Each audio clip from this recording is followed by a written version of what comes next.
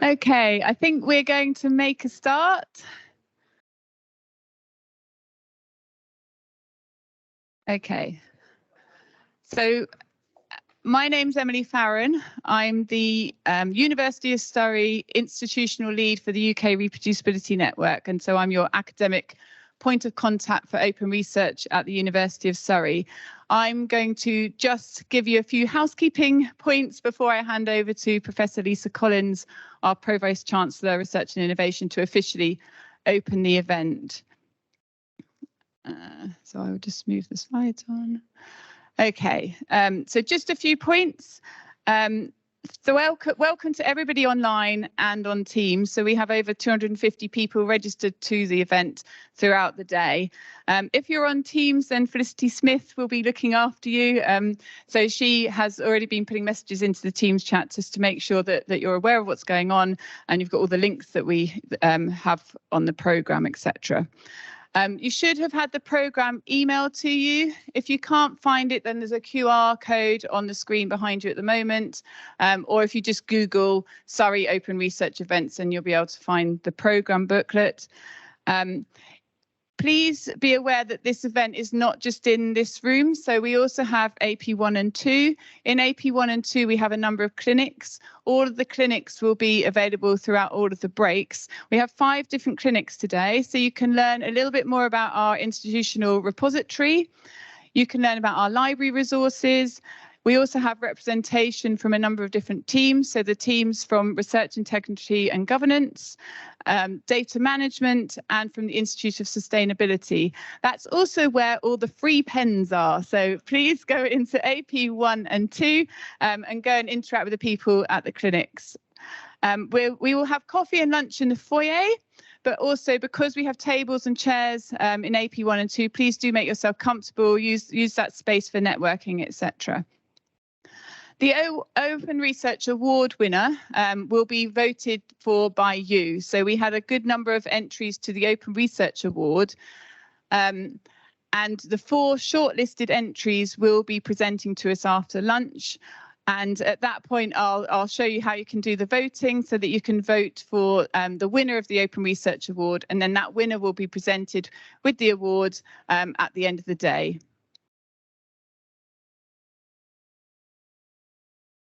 The event will be live scribed by Laura Evans-Hill, who you can see in the corner here.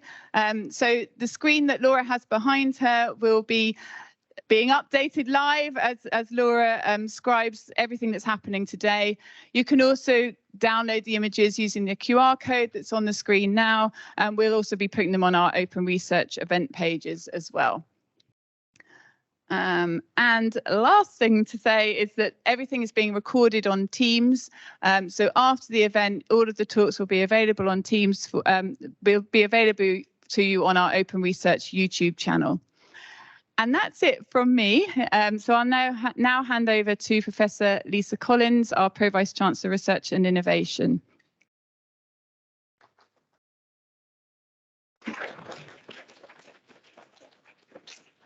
Thank you, Emily. Can you all hear me okay? Is that okay? Excellent. Okay, so good morning, everyone, and a very warm welcome to the University of Surrey. To everyone joining us here in person, it's lovely to see you actually in person and to get to meet you today, but also everyone joining us online. For those of you who don't know me, I'm Lisa Collins. I'm Pro-Vice-Chancellor for Research and Innovation, and I joined the university back in October. So I've been here actually 3 months as of today. And I'm very much looking forward to my first Open Research Culture event here today and hearing more about the research that's taking place here and what we're doing to make sure that it's accessible to all. I think one of the things that's really struck me since I've joined Surrey, and actually before I joined Surrey, one of the major reasons that I decided to move here was about the culture here. One of the things that I don't know whether you realise it, but you have a reputation outside of this institution, goes far beyond our walls, for the research environment that we cultivate here. And I'm so excited to be part of that and to really play a part in moving this forward over the course of the coming years. So I think one of the things that really makes it is the people. So I've been struck by how lovely everyone has been and how excited they are about their research. There's so much energy here for lots of different kinds of areas of research crossing the entire university and then coming together and working together in interdisciplinary forums, as evidenced through our pan-university institutes, for example. So it's been an absolute pleasure, really has, for the first 3 months of this post to get to meet as many of you as I have been able to, and I'm really looking forward to getting to meet more of you as the months go by. So, as well as my own personal excitement at being here, which you can probably tell is reasonably high, this is also an incredibly exciting time for research and innovation more broadly across the UK landscape. Now, I, for one, have been involved in EDI opportunities and pushing endeavours forward in the various institutions that I've worked in for many years. It's been something that I have been a firm advocate of for a very long time.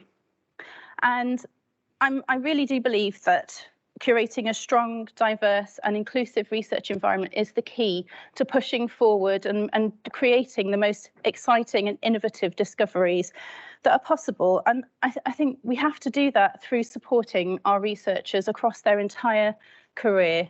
So through every single stage as they develop and progress. And I'm really pleased to say that we are making headway on this here. The research landscape, it is changing. We know this. There are lots of things that are different now to when I started doing research and having my own lab. And, you know, I'm sure that there are differences from then to, 20 years before that. So I think one of the things that we need to be able to do is be agile. And we need to be able to move with the times and prepare ourselves for what's coming in the future.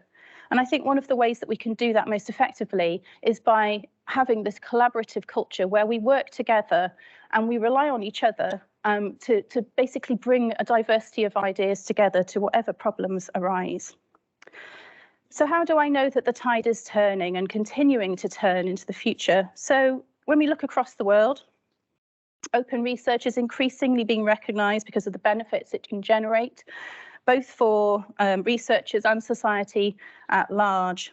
And thankfully, support for this is gathering momentum. So if we look into the recent past, in September 2021, UNESCO's recommendation on open science, which is the first international standard-setting instrument on open science, drew a clear line in the sand. Then in January 2023, the US White House, joined by 10 federal agencies and 85 universities, as well as other organisations, declared 2023 to be a year of open science. How exciting. These are significant milestones in the development of a culture which prioritises accessibility. It practices inclusivity and it values sustainability and is without compromise equitable. This isn't just good practice. It's a gold standard, but it's a gold standard that we have to move towards and embody as the norm. So as we move forwards and invest into our research infrastructure, we have to have this in mind that we need this open research culture. We need to be able to make our research open to as many people as possible in order to have the real world impact that we really want it to have. The increased role of open research in REF 2029 to include data around open research practices is a key part of this evolution, as is the inclusion of qualitative information on approaches to improve the robustness and reproducibility of research. This scrutiny can sometimes feel uncomfortable, but it does enhance our research. It is perhaps unforgiving, but it's therefore the most effective litmus test we can offer. We have to be open to being scrutinised. I think REF 2029 in this instance provides a unique opportunity for us to take a real look at ourselves and to consider the evidence around our practices, around open research initiatives. And that's one of the reasons why today I'm delighted that we're joined by Dr. Stephen Hill, who in his capacity as chair of the REF 2029 steering group will no doubt have some insightful evidence to share with us. So welcome, Stephen. I'm confident that our ongoing evaluation of our uptake of open research practices here and other initiatives that we're leading will enable us to prepare for REF and make sure that we have a really strong submission as these exercises are refined going forwards. I suppose one of the key parts of my role here at Surrey is to build on the existing research strengths that we have and the partnerships that we've developed over the years, and to enhance their scale and the impact of our research throughout the world. This is quite a daunting challenge, but it's also hugely inspiring. When I joined the university, it was shortly after the pan-community discussion had started around the new strategy development for 2041. So in 2041, Surrey will celebrate its 150th anniversary. This future shaping initiative has offered everyone at Surrey an opportunity to feed in and discuss how we wish our research culture to move forwards and support that strategy. And naturally, our aspiration is to enhance our reputation as a sector-leading research environment. And to do so, we need to make sure everyone feels recognised and supported in the work that they're doing. So this journey is now well underway, and I'm delighted that we're now seen as a leading UK institute in open research. As I mentioned, your reputation preceded you. So we're delighted to welcome our second keynote speaker today, Professor Marcus Munafo, who is joining us from the UK Reproducibility Network. In creating our UKRN institutional lead role, we have accelerated our open research culture here and made significant progress over the last 4 years to integrate it into our overall academic activity. So our approach is across the entire university and includes setting up an open research championship scheme to ensure that every discipline is furnished with the appropriate resources in order to be able to undertake these activities, to improve immediate open access to research publications, and to update our resources for open research across disciplines. But there's plenty more that we can do to enhance and integrate this into our culture. Our Research England funded Open Research Programme, which is a collaboration between a growing consortium, now stands at 20 UKRN members and is playing a really strong part in ensuring that we're moving this forwards effectively. As part of this, we're committed to developing and delivering innovative, high-quality training to our staff, again, across all career stages. And this is going to provide us with a whole range of opportunities for cross-learning and coordinated action, ensuring widespread adoption of the very best practices in the sector. By providing all of these opportunities for increased awareness, for knowledge exchange and for guidance, as well as the social opportunities via events such as the one we're here in today and various communities of practice, we hope to play a leading role in this step change in research culture across the UK. I think transparency is key. And I hope that by sharing a little of Surrey's story with you today, you're enthusiastic and excited about the day ahead. I'd like to take this opportunity to thank all of today's speakers and all the participants, and also special thanks to Emily and all colleagues who've contributed to the organisation of this event, and our guest speakers, Professor Munafo and Dr. Hill. So we're thrilled that you're able to join us today, and without any further ado, I'm going to pass to Emily to get the event kicked off. Thank you.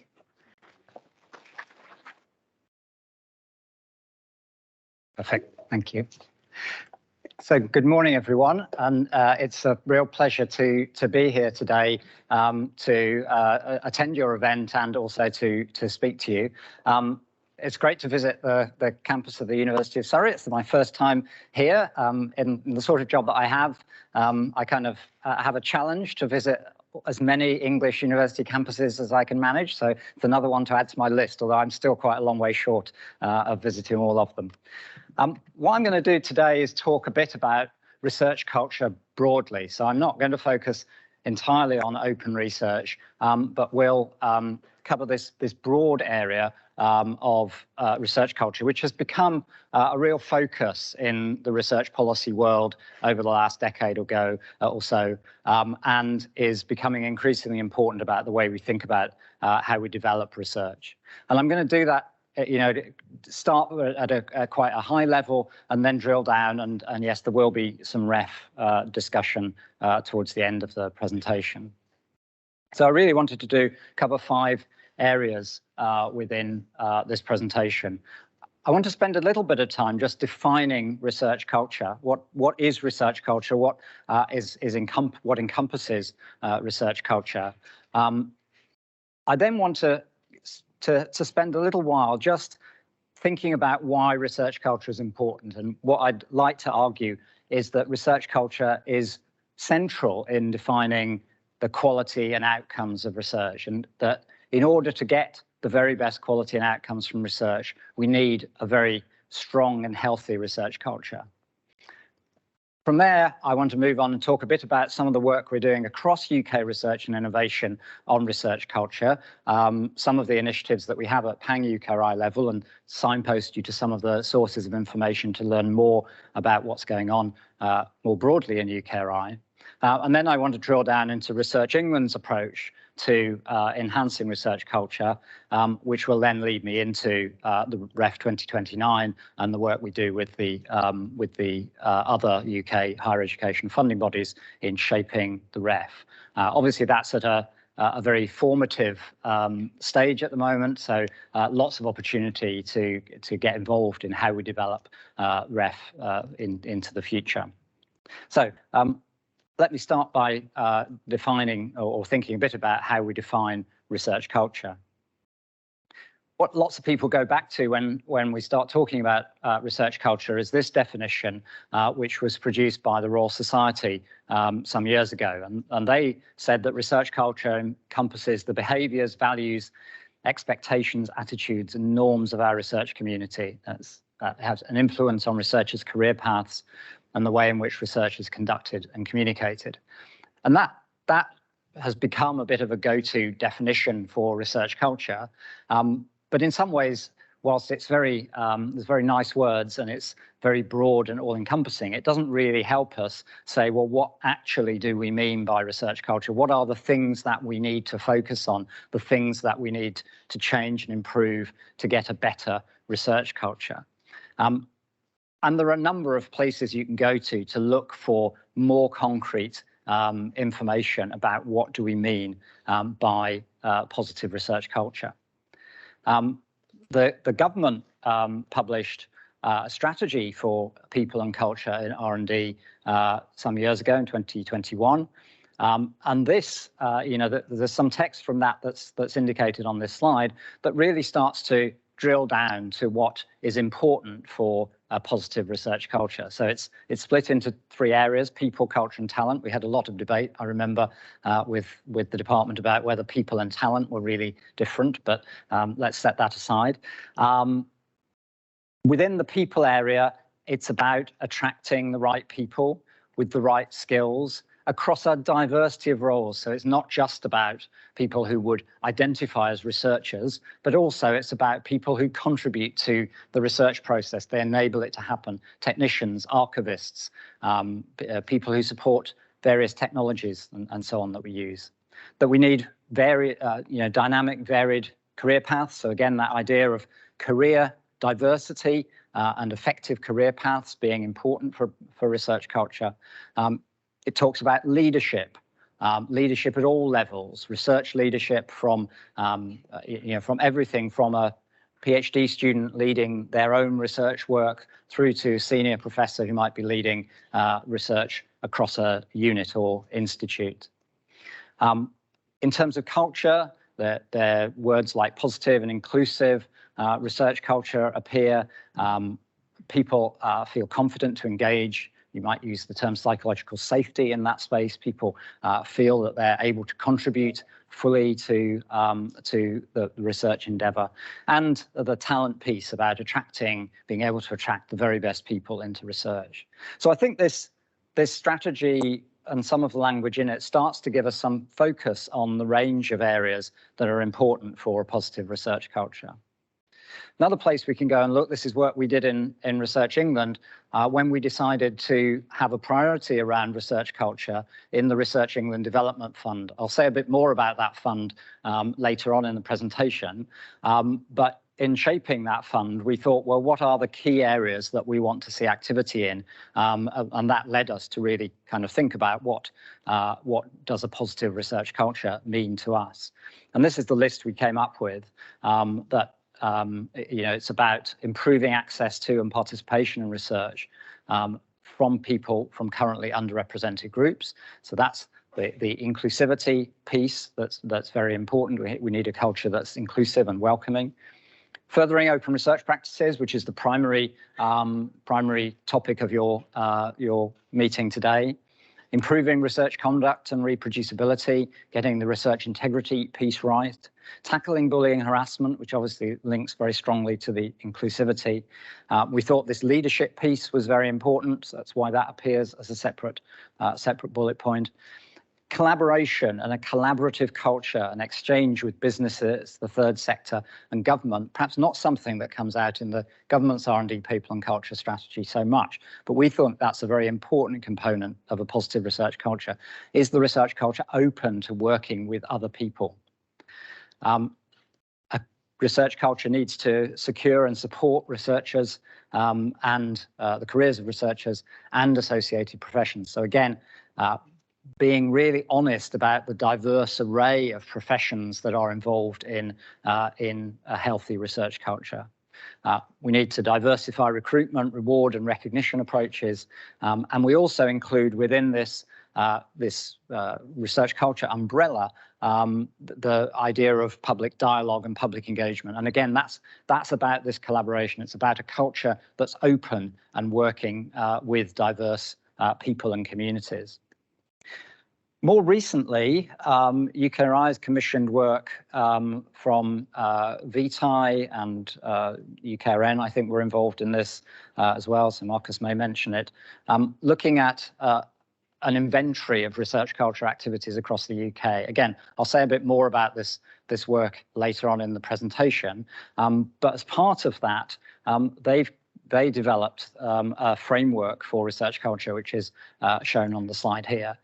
I'm not going to go through all the words on this slide, but I think it's a really interesting high-level framework with these four areas: how research is managed and undertaken, how research ensures value, how people are supported, and how individuals engage with others.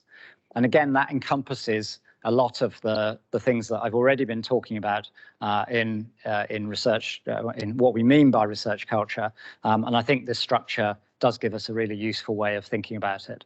And it's evidence-based because it's sourced activities that are going on in universities in order to build this framework. So I think, while we don't have a snappy definition of research culture, in my view, that gives us a really clear, clearly delineated sense of what it is, we are building up really a shared understanding about the types of things that we consider important in developing a research culture. And I'll come on later in the talk to talk about the REF. And obviously in the REF, we'll have to really drill down onto that to think about what are the important things that we all care about for a positive research culture. But is research culture just something that we just need to, as an add-on to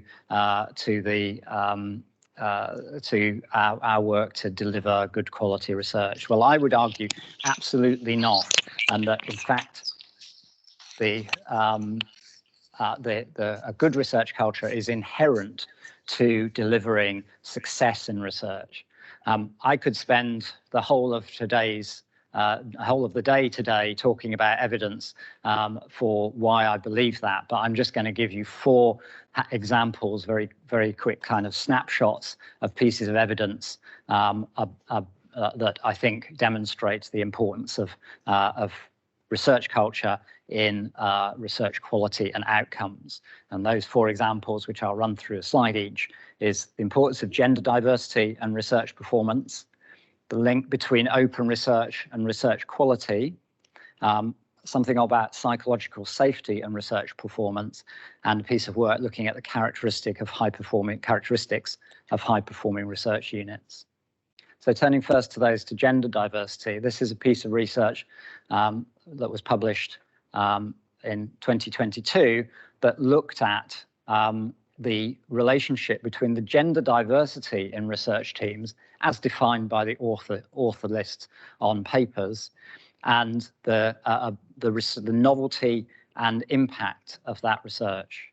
So this looked at a large corpus of research from the medical sciences, 6.5 million articles, It looked at two measures: research novelty. I won't go into the details about how you measure that, but it's a bibliometric-based measure that they used. Essentially, it looks at whether the articles have novel combinations of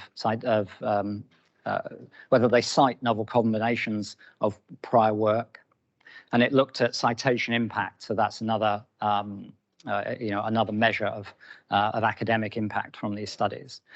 And they analysed whether the teams, the author lists of the paper were mixed gender or single gender, and that's done by using algorithms to assign first names to genders. So there are some uncertainties around that. They did a lot of tests. This is a very thorough paper if you want to go and read it. But the key conclusions are on the slide here. That you can see the orange lines are the mixed gender teams, and the dark grey line are same gender teams. And in both the novelty measure on the left and the impact measure on the right, the mixed gender teams outperformed the single gender teams. And the point that they make in this paper is that despite this finding, mixed gender teams are currently underrepresented compared to there are fewer mixed gender teams than you would expect. So there is certainly something to be done around gender diversity in medical research. So that's one study that I think shows that getting your inclusivity right is part of getting the best quality research. Turning on to open research and research quality. This is a now quite old study actually from 2011 that looked at the relationship between the willingness of researchers to share data from their research and the statistical quality of that research. So it's a really interesting experimental design. They picked a set of papers in psychology. They wrote to the authors and asked them whether they would share the data. That allowed them to split the papers into two groups, those where the authors would share, those where the authors wouldn't. And then they looked at things like how many statistical errors were in the paper and how close the effect sizes that were being reported in that paper were to the magical 5% significance level. And just looking on the right-hand side of the slide, that's the error rate. And you can see very clearly that the papers where the authors were willing to share their data had fewer errors in than the papers where the authors withheld their data. Now, clearly, the causality in this could be working in either direction. It could be that that people who've made lots of mistakes know they've made lots of mistakes and so won't share their data, or it could be that there's something about the nature of researchers who are very careful and thorough are also very keen to be open. But I still think it provides evidence that open research and good quality research go hand in hand. The third bit of evidence is around this concept of psychological safety. Psychological safety is the idea that in some environments people feel that they're able to raise concerns, share what they think about things, and in other environments people are much less willing to do that.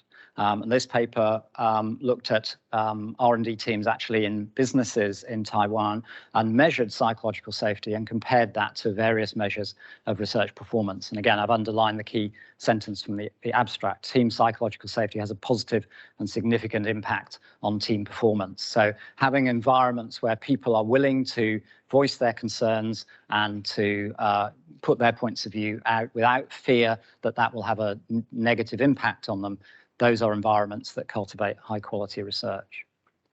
And finally, this is some work which we commissioned in the Higher Education Funding Council for England when it existed, following REF 2014, looking at the highest quality submissions, what we called high performing units in that. And this study looked at the top 1.5% performers in REF 2014. And used a combination, a mixed methods approach, looking at both qualitative and quantitative factors that are significant indicators of that high quality performance. They came up with the summary is on the slide here with 8 really key factors, but many of those related to research culture. I just highlighted that high-performing research units prioritize recruiting the best and retaining them, that they have training and mentorship programs to develop staff, offering rewards for strong performance. There's a piece about leadership being particularly important, again, something that came out in what I was saying earlier about research culture. And then finally, high-performing research units enable and encourage researchers to initiate collaborations organically. So again, something about that collaborative ethos that is so important. So just 4 pieces of evidence. There is a lot more, but I think research culture is not just about making research environments nicer to be in. It's also about making them much more effective and delivering better results. So now I want to move on and talk a bit about some of the work we're doing around research culture and UKRI level at Research England, and then finally move on to the REF. And I think one of the things that, as you start thinking about research culture, becomes very, very clear is that making a difference in research culture is a shared endeavor. It's not something that any one actor in the system can achieve with a kind of single policy intervention. It's important that funders and policymakers play their part, and that's what I'm going to talk about here. But it's also important that universities and research institutions play their part in the way they set their frameworks, and it's also important that individual researchers play their part in developing a positive research culture. So in talking about the activities that we're doing at UKRI and Research England, I think it's important to recognise these are part of the picture. It's what we're trying to do to help get alignment between what we do and positive research culture.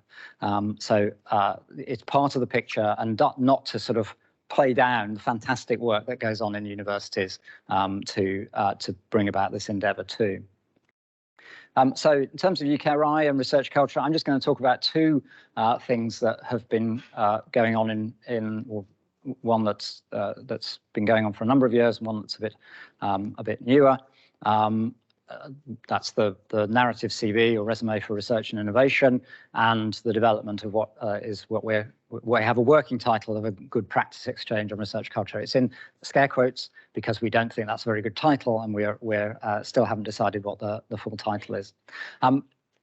One thing to say is there's a lot more than these 2 initiatives going on, and we did publish just a couple of weeks ago what our web people call an explainer, our web team call an explainer on research culture.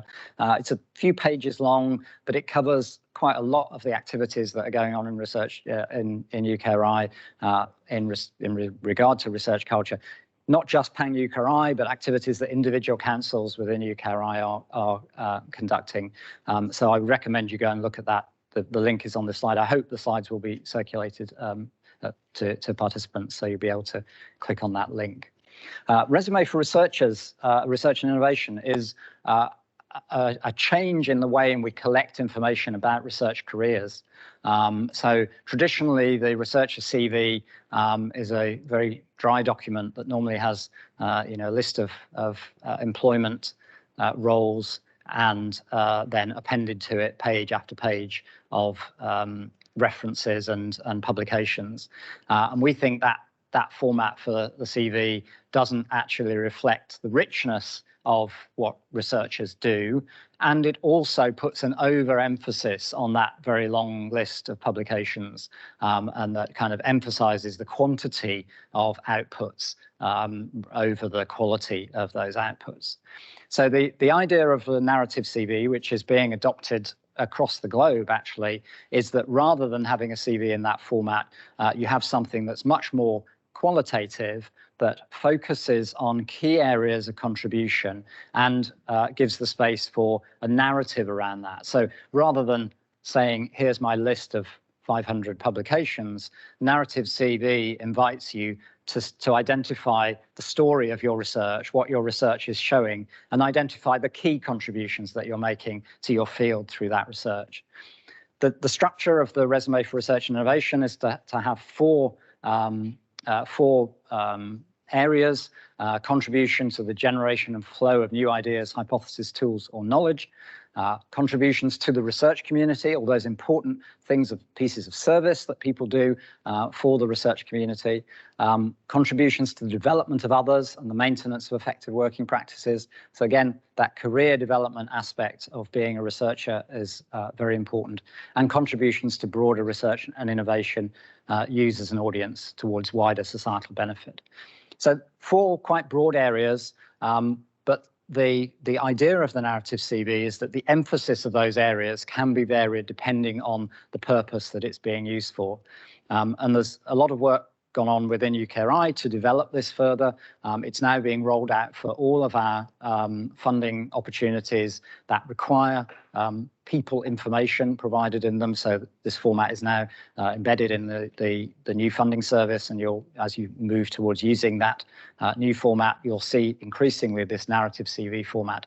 And this, I think, will give people a much better way of evaluating the performance of researchers that looks at their contributions in the round and not just focus on outputs. So that's one area of work that's been, as I say, it's been a lot of work internally on that, preparing for that. It's now starting to roll out across UKRI funding opportunities and competitions. The other area that we're working on, as I said, is this development of this good practice exchange. It continues to be in scare quotes because we still don't like the name. And we started that work by commissioning a review, as I mentioned earlier, a review of UK research culture initiatives. That was led by VTI, with UK Reproducibility Network also as an important partner in that. It has, through that study, through a survey and through focus groups, it's catalogued and analysed just under 350 initiatives across the higher education sector on research culture. And this is a snapshot that allows us to see what's going on, where the priorities are, where there are potentially gaps in what people are doing in terms of improving research culture. The key findings of this report, I've already shown you the framework, which I think is an important output from the report. But there are 4 key findings for me that I think are worth reflecting on. The first one is that this work was meant to encompass the whole research and innovation system and not just higher education, but actually the response rates from anywhere other than higher education were really low. And so it is very much focused on research culture in higher education institutions. And we have more work to do to understand what's going on in research institutes of various sorts and in business and innovation, the business and innovation space. So it's focused on research culture in universities, and I think that's good in some ways, but also we do want to understand the broader picture. It has some interesting things to say about collaboration, in that it's, the researchers found evidence of collaboration across the university system in enhancing research culture. UK Reproducibility Network obviously is a real example of that, but there are other examples. But that collaboration wasn't as wide and deep as it might have been expected to be, or at least that we need for good practice sharing across the higher education sector. And where there was sharing of activities and findings from activities, it was quite passive. So people do a piece of work to enhance, I don't know, an EDI initiative. They do that work. They might evaluate it to a certain extent, but they just talk about that by putting it on a website, and there's little work goes into kind of really identifying who needs to know about it, what specifically do they need to know, and so on. So sharing is currently quite passive. And they did find a lack of evaluation of research culture initiatives. So many interventions that people are trying to improve research culture aren't being evaluated at all.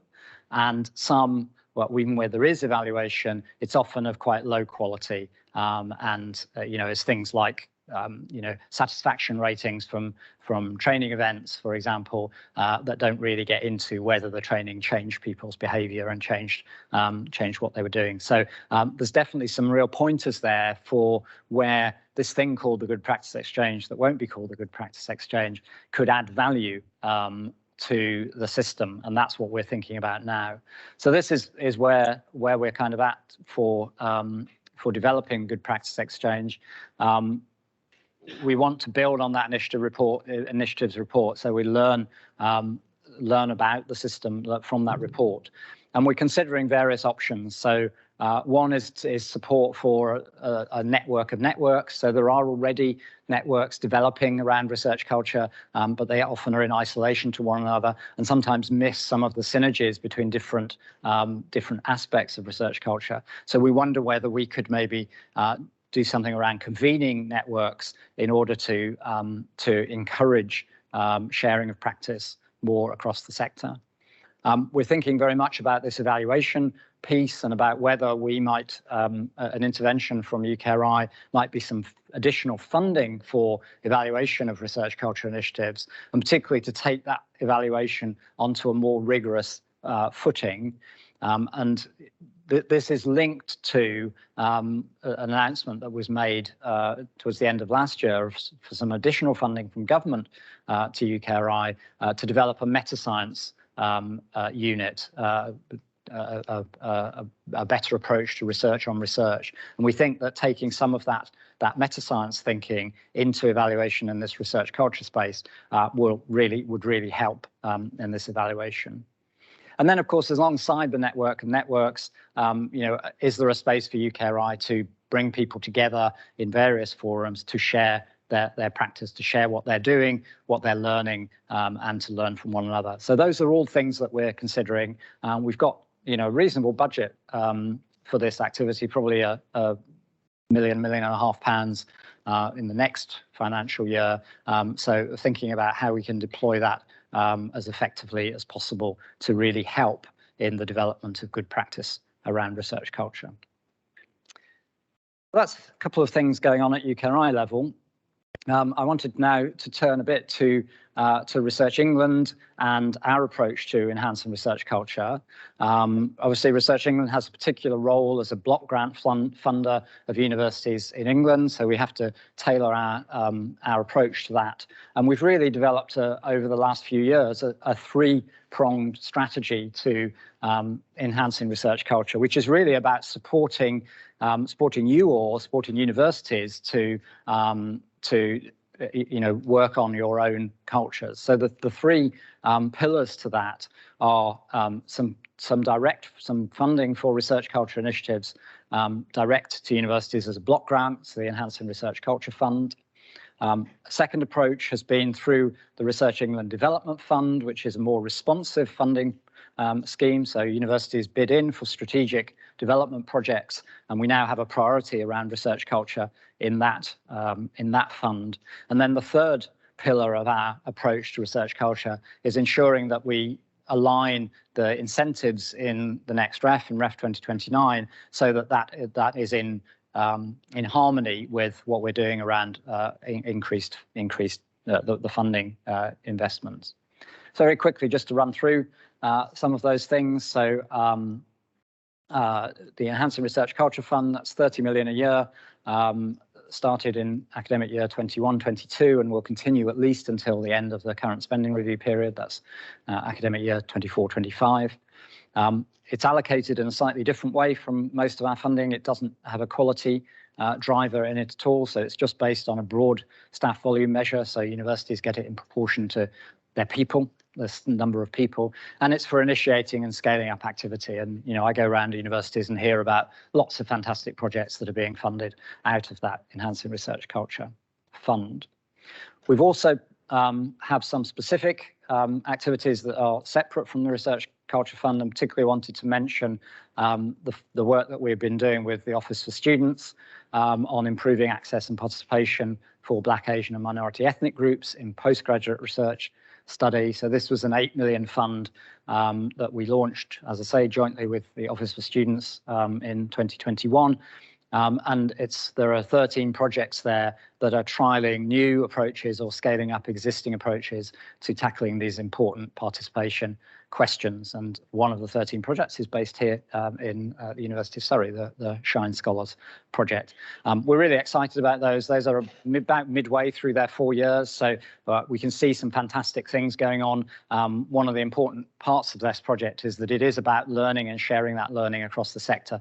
You know, we know that £8 million is not going to transform participation of itself, but I think these initiatives have the ability to demonstrate good practice that can be taken up across the sector. I already mentioned the Researching and Development Fund. I won't go through the list of research culture priorities again, but I just wanted to highlight some of the sorts of things we're supporting through the Researching and Development Fund, or the RED Fund as we call it. The Talent Project, which is led by Nottingham University for Midlands Innovation, is now coming to the end of its 4 years. This was a project about enhancing the role and value of technicians and other skilled professionals that enable research. It's done some fantastic evidence gathering, as well as developing new and innovative training and career development opportunities for technicians. And it's actually leading on to the establishment, which is just started, of a new Institute for Technical Skills and Strategy, which is also funded out of the RED Fund, which seeks to really embed within the sector the kind of ideas about the importance of supporting that particular group of people.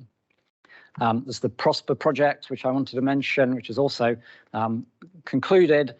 This was led by the University of Liverpool in partnership with Manchester and Lancaster University, and is focused very much on postdocs and on career development of postdocs, and has developed an innovative approach, development program for postdocs, been hugely successful despite the challenges they had because of the pandemic. They were just starting this work when the pandemic hit. They had to pivot completely to an online model, which turned out to be very effective.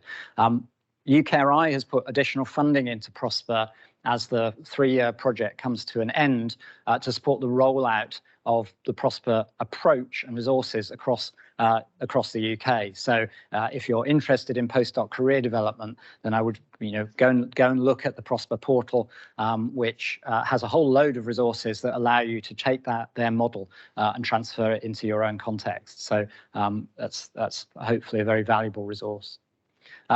Knowing that Marcus was going to be in the audience, I couldn't not mention the UK Reproducibility Network Open Research Programme, which is also funding out of the RED Fund. I'm not going to say any more about it because I'm sure Marcus will say lots and lots about it in his presentation.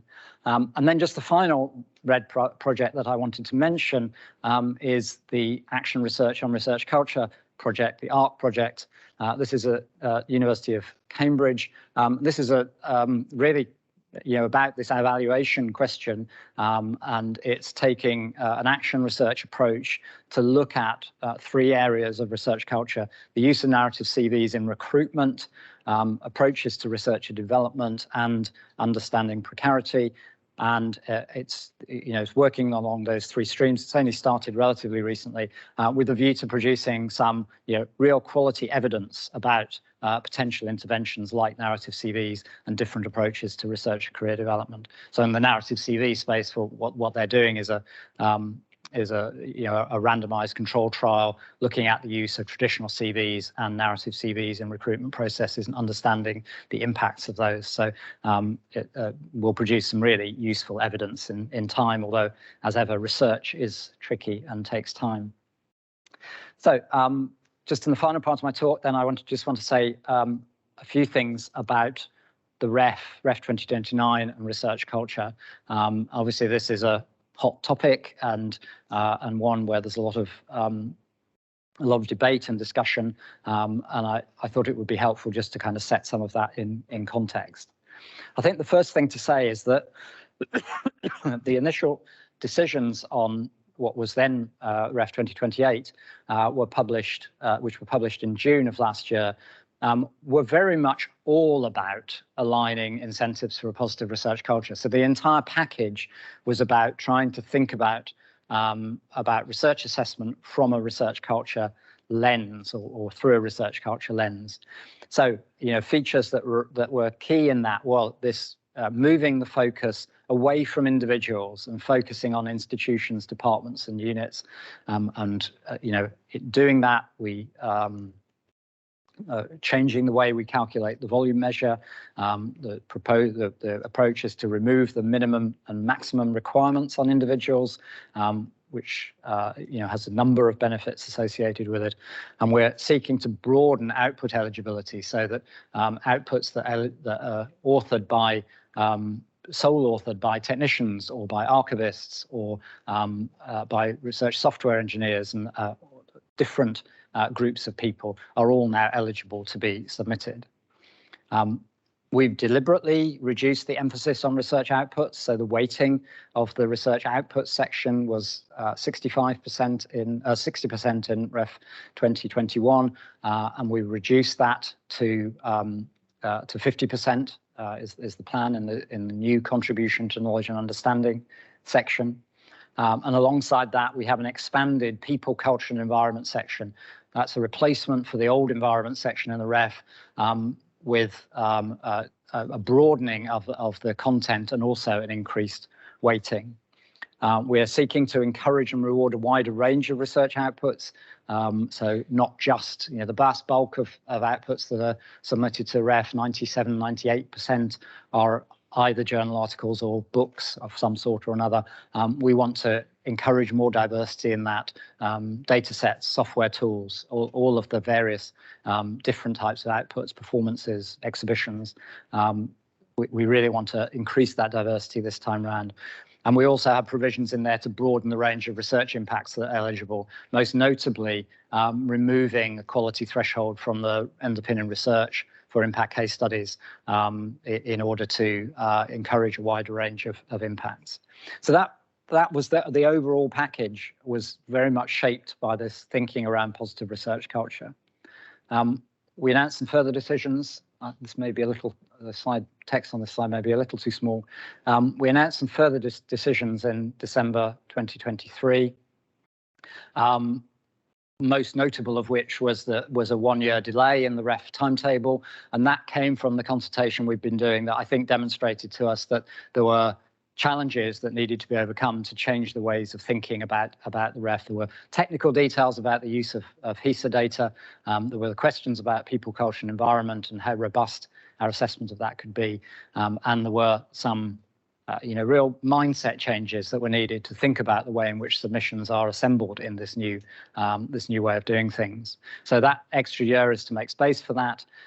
We made some other decisions. I won't go through them in detail, but the unit of assessment structure remains constant. We will take seriously the concerns people have around the minimum maximum output requirements for the next REF. So we will build in safeguards around that and so on. And whilst we want to make the outputs pool from as broad a pool of staff as possible, we did get very strong steers about sole authored outputs from PGR students and people on teaching only contracts as being potentially not good things to be including. So those changes will now take place, and there are a few others we announced. Most important, one of the important changes is this changing the focus of the volume measure away from just having a set of people who have a set of outputs, so breaking that link between individuals. So this slide is meant to illustrate schematically what we're talking about here. We have in the dark purple the people who would normally have been called, well, in the past REF would have been called category A staff, and are the people whose outputs would have been submitted. So these are people on teaching and research contracts or research only contracts with significant responsibility to research, and their academic staff. We're still using those people to calculate the volume measure, but we're including the outputs of all of the other staff indicated on this slide. So the staff in pink, people on teaching and research contracts who don't have significant responsibility for research may have research outputs that could be included. And importantly, all the other researchers and research enabling staff, the figures that are not shaded on this diagram, are also able to contribute to submissions. So this is an important change, I think. I've mentioned already the overall balance of the exercise and the renaming of the elements. So we have now people, culture, and environment accounting for 25% of the exercise to bring a real focus on that. What used to be called research outputs expanded to contribution to knowledge and understanding, and some additional information now required beyond research outputs in that section, and also an expansion of what was formerly impact to the engagement and impact section. So an evolution from REF 2021, but also with some important differences and changes in emphasis. So I'm going to skip forward a few slides because I know I'm coming to the end of my time. I just want to, before I conclude, just mention our most recent announcement, which is the next steps with the people, culture, and environment element. So this element has proved to be controversial.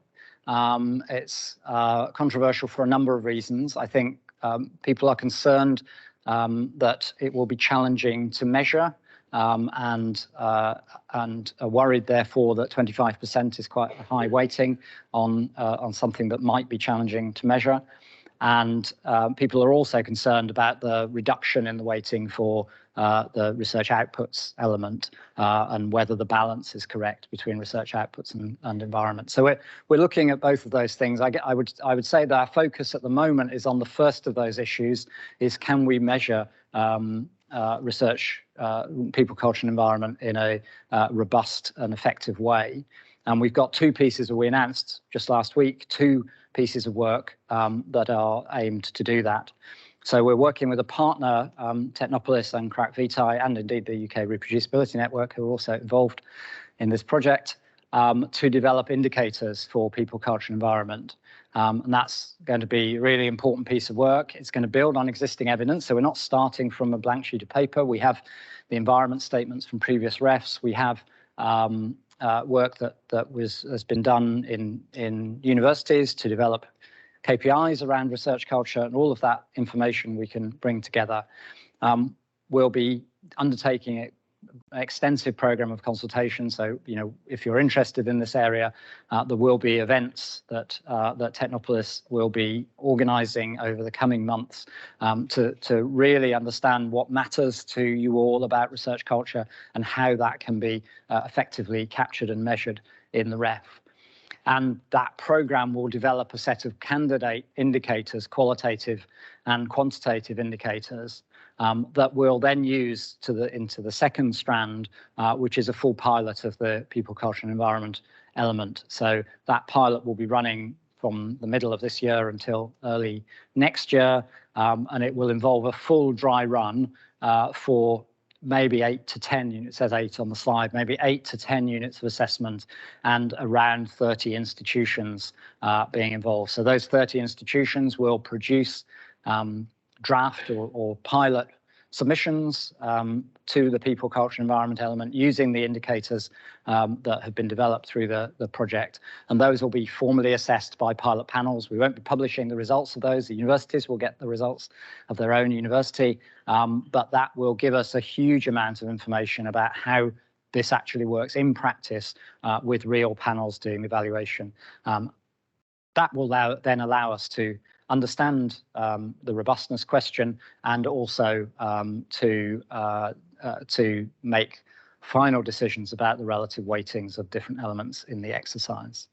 So I hope that tour has given you an overview of where we're going with research culture, some of the work that we're doing UKRI and Research England level, and how that fits into the REF. So I hope that's been useful and is a good start to your day today.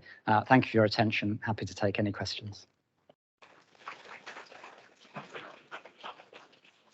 Thank you very much, Stephen, for a really fascinating talk. I'll open the floor to questions now. I'll start with in-person questions. We do need to use microphones because we've got people online, and then I'll go to online as well. So any questions in the room? Yeah, Mark.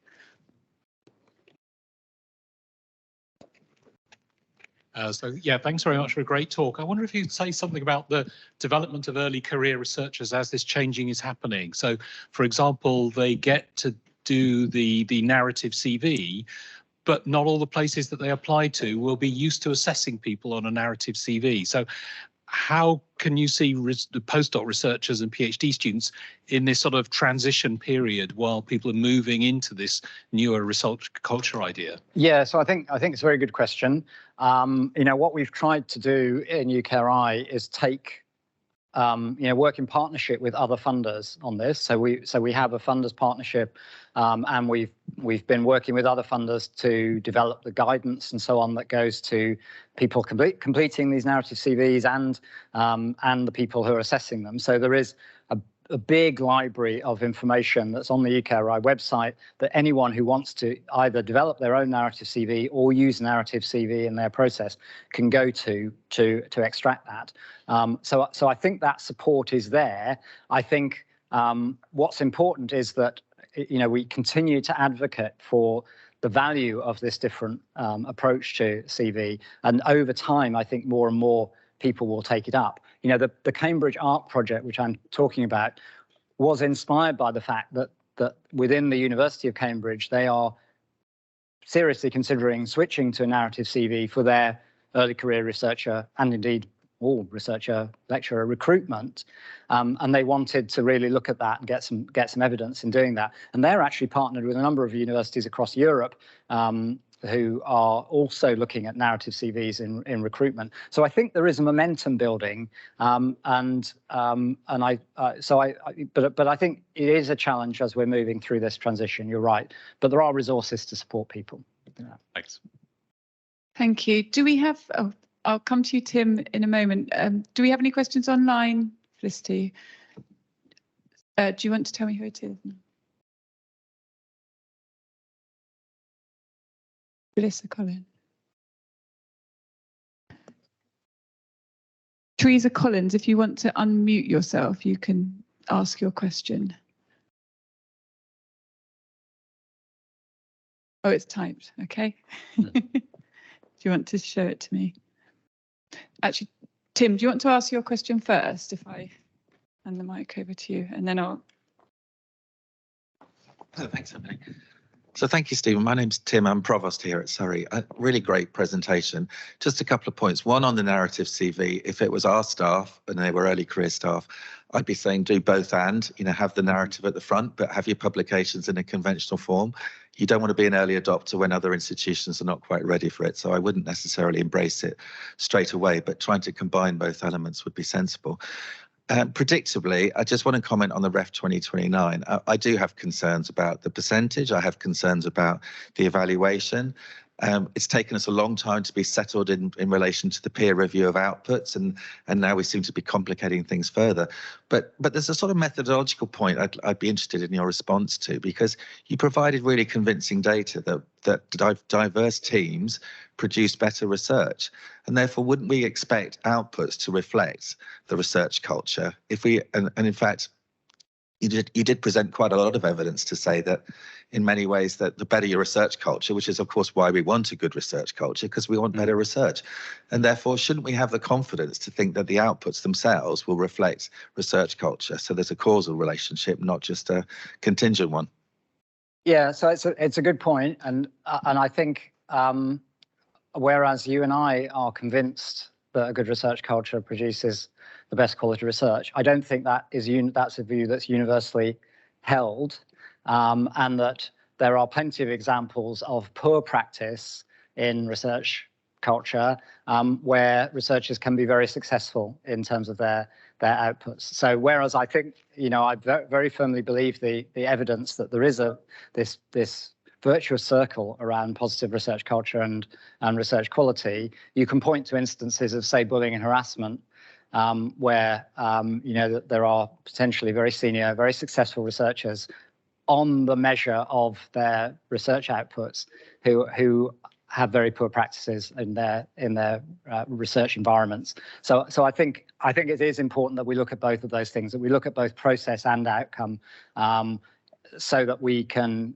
steer the system to really deliver the very best that it can. So yeah, it's a good point, but I don't think that we're collectively convinced enough about the causal relationship to just say we'll measure outputs and nothing else. Thank you. I'm going to read one that's online, if that's all right. Just excuse me while I bend down. So this is from Teresa Hollands from the School of Veterinary Medicine. For the ref output decisions, rather disappointed that the opportunity to move from teaching only posts into research appears to be blocked because the research is not able to be considered in the ref. Thus, institutions are unlikely to allocate any time for those staff to continue to undertake research. Can you advise how teaching staff maintain their skills in their subject area at HE level if they're not actively involved in research? Well, that's quite a big question. At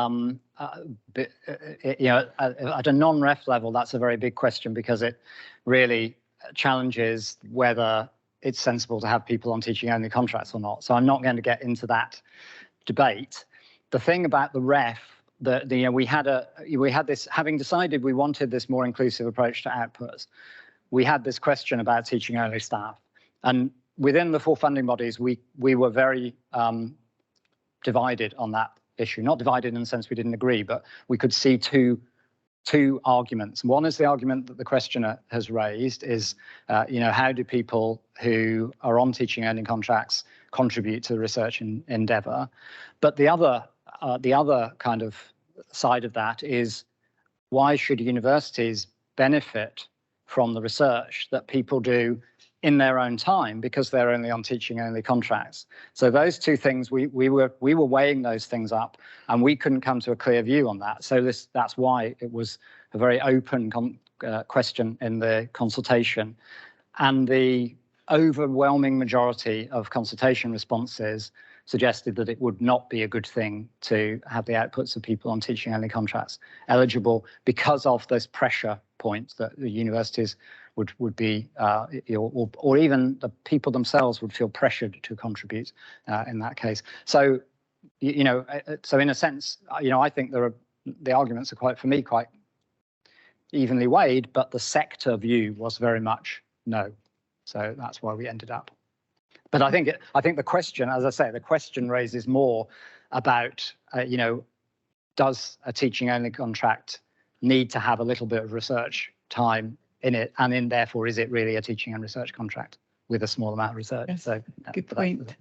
Okay, thank you. I think we have time for maybe one more question. Any more in the audience? Yeah, Sue, can you run up, Becca, please? Thank you.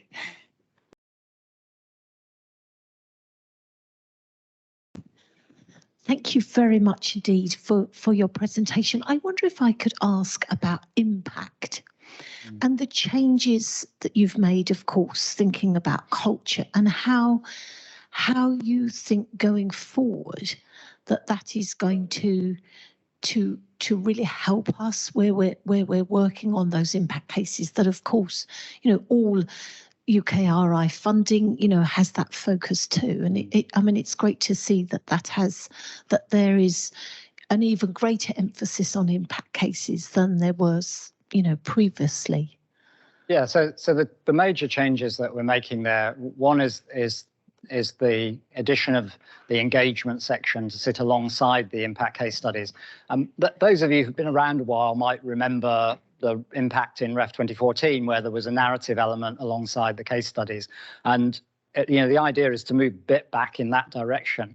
And the reason for that was that we were becoming a bit concerned that we created an incentive in the impact case studies to cause everyone to focus on a very small number of really high impact activities and perhaps neglect some of the other activity that was really beneficial. And so the engagement section will give space for you to talk about things that are impacts that perhaps don't make it to be an impact case study, but also to talk about the engagement work that underpins all that impact. You know, I kind of think impact is a bit like a kind of iceberg where the impact is the bit above water, but there's all the work that you need to do to build relationships and collaborations.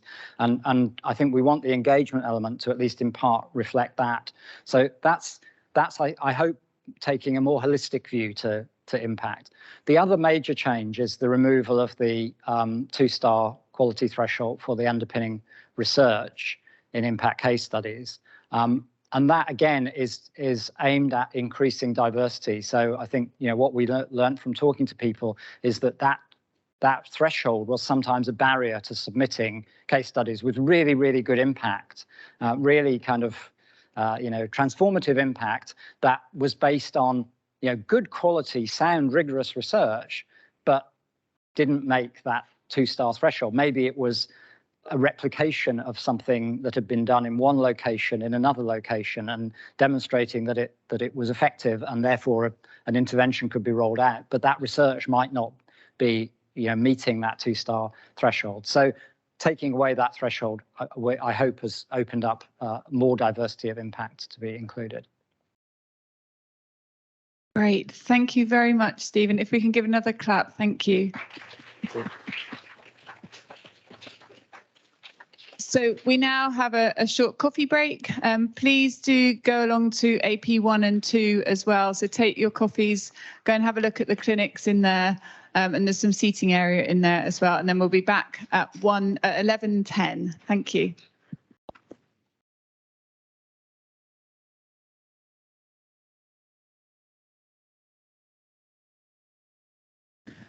Okay, welcome back, everybody. So we're going to have our second keynote speaker for today. So I'd like to welcome Professor Marcus Munafo.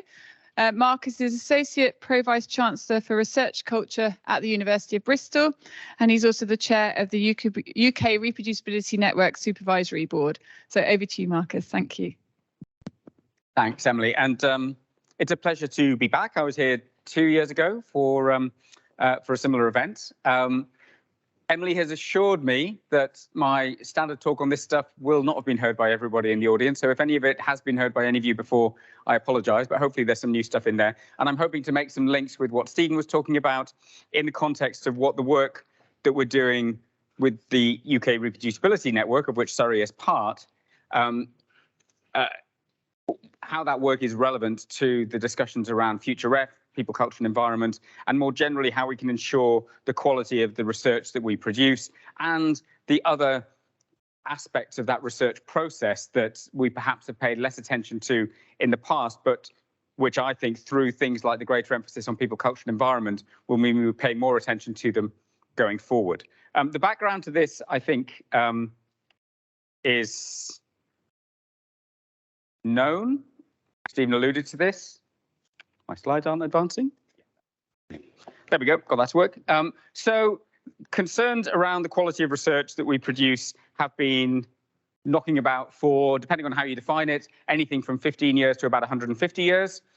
Charles Babbage wrote about his reflections on the decline of science in England back in the 1800s. And so that's worth bearing in mind, because to some extent there has always been that reflection on whether or not we could do better. And I think that's a healthy thing. And it tends to go in cycles, if you like. But more recently, there have been various reports that have highlighted the fact that we could potentially do better, and that reached the level of the Science, Innovation and Technology Committee in the House of Commons, and that they published their report at the beginning of last year on that inquiry. The point is that these concerns are now becoming mainstream, if you like. And I think the onus is on us as the research community to think about ways in which we can address this. Now, what I'll be talking about today will primarily be from a biomedical perspective, because that's where lots of the conversation started. But what I will try to do towards the end is show how some of the proposed solutions that we are implementing through our work in the UK Reproducibility Network actually apply much more broadly across disciplines and relate to the environment that we create within which research takes place, and how we can make sure that that environment then generates high quality research. The starting point for what I'll talk about is this assumption in the context of scientific research that science is self-correcting. And this is something you hear all the time when people say, oh, well, this research is not particularly high quality or not reproducible. In time, science will self-correct. And of course, in principle, that's true. The scientific method has self-correction mechanisms built into it. But of course, that self-correction only happens if we do those things. If we conduct replication studies, if we publish all of our results rather than just the ones that we think are interesting, and in particular, and this is the bit that's perhaps hardest, if we can admit that we were wrong about something. And as humans, we're not very good at doing that. So I'm going to start with a story that was where I started 20 odd years ago when it came to thinking about these issues of the factors that contribute to the research that we produce and how those factors may not necessarily be well aligned, so that what is good for scientists in their careers is not necessarily what is good for science. And the story, which some of you may be familiar with, is that of the serotonin transporter gene. Back in 1996, there was a publication in Science which suggested that variation in this gene was associated with individual differences in anxiety-related traits. So an important human phenotype, anxiety, and by extension, depression, and evidence for a specific genetic variant influencing those individual differences. And that original study included about 500 participants. Subsequently, there were other studies which elaborated on the story, if you like, which suggested a neural mechanism for that association, individual differences in the response of the human amygdala to threat, which could be the intermediate mechanism between that biological variation in the gene and that phenotypic variation in anxiety-related traits. And also evidence for gene-environment interplay, that people who carried the risk version of the gene that predisposed to higher levels of anxiety and depression were particularly susceptible to the impact of early life stress, a known risk factor for anxiety and depression. So it all was fitting together really beautifully into an elegant story that brought together biological variation, environmental risk factors, intermediate mechanisms. This really seemed to be advancing our knowledge. Unfortunately, it was all wrong. And there's a great blog post that talks about this edifice of research that built up over 2 decades. And this quote, I think, captures just how baroque that edifice became. This isn't just an explorer coming back from the Orient and claiming there are unicorns there. It's the explorer describing the life cycle of unicorns, what unicorns eat, all the different subspecies of unicorn, which cuts of unicorn meat are tastiest, and a blow-by-blow account of a wrestling match between unicorns and Bigfoot. So this entire literature was false. We know it was false. And the reason we know it was false is that subsequent replication attempts in much, much larger samples, 2 orders of magnitude larger, showed absolutely no evidence of association. Now, I should caveat this by saying that I'm an author on some of these publications, but there are plenty of others out there. If you don't like these ones, there are others. So a colleague of mine, Saffron Willis-Owen, showed back in 2005 in 100,000 people that there was no signal, that that genetic variant in the serotonin transporter gene was not, in fact, associated with anxiety-related traits and depression. And when you looked at the gene environment literature, we concluded, based on a meta-analysis of all of the published studies at the time, given reasonable assumptions, our simulations indicate that published studies are underpowered. This leads us to suggest that the positive results of that interaction are compatible with chance findings. The point is that that initial finding was a chance finding, that happens. The subsequent findings were chance findings, that also happens. But there then became this inertia around the literature, which meant that more and more people wanted to publish in that area. And through, in particular, the filter of researchers deciding what they chose to publish, what we were left with was a literature that gave the impression of robustness, whereas in fact, it was very far from that. But the point about self-correction is this. So Saffron's study in 2005 in 100,000 people showing that the foundational report 10 years earlier was a chance finding that there was in fact no signal. That was published in 2005. This is the distribution of studies reporting on the serotonin transporter gene over time. And you can see that the mass of publications happened after that self-correction event. So the wasted effort, time, resources, climate impact, peer review time, journal editor time, all of that cost could have been avoided if that self-correction event was paid more attention to. So what is it about our incentives and the environment that we work within that allows for that wastefulness that ultimately holds back the advancement of knowledge, not just because that particular finding turned out to be wrong? That's going to happen. We can never guarantee that every single finding that we publish is correct, nor would we want to. But rather, what prevented us from realizing that we were wrong earlier on? Because by 2005, and I'll come back to this later, credible geneticists, people who understood the fundamentals of what was being investigated here, had moved on from that particular variant, and in fact from that entire method of candidate gene studies where you focused on a particular gene of a priori interest, onto other methods that proved to be far more robust. But it was still possible to get published, and because the currency of academics is publication, and we are rewarded for publishing rather than for being right, the literature continued with that inertia and with all of the wastefulness that comes from that. So how does this arise? And this is something that you may have heard me talk about before. Part of the problem, and I guess I would say this because I'm a psychologist, is that we are talking about fallible humans who conduct research, who bring with them a range of, for example, cognitive biases that shape their interpretation of what is in front of them. This is a nice book by Nicholas Taleb that has a quote that I think illustrates that. Scientists may be in the business of laughing at their predecessors, but owing to an array of human mental dispositions, few realize that someone will laugh at their beliefs in the brackets disappointingly near future. In other words, we bring cognitive biases to our work that shapes our interpretation of our own data, of the existing literature. That's an entirely natural human response, if you like, but we need to protect ourselves against it. Here's an example of what that can look like. This is a series of photographs of a geological feature on the surface of Mars taken by orbiting satellites at different time points. And the first one, taken in the 1970s, looks like a face. People got terribly excited about that because, of course, it couldn't have been created by chance. Someone must have created that figure, and it couldn't have been us because we hadn't sent people to Mars. We still haven't.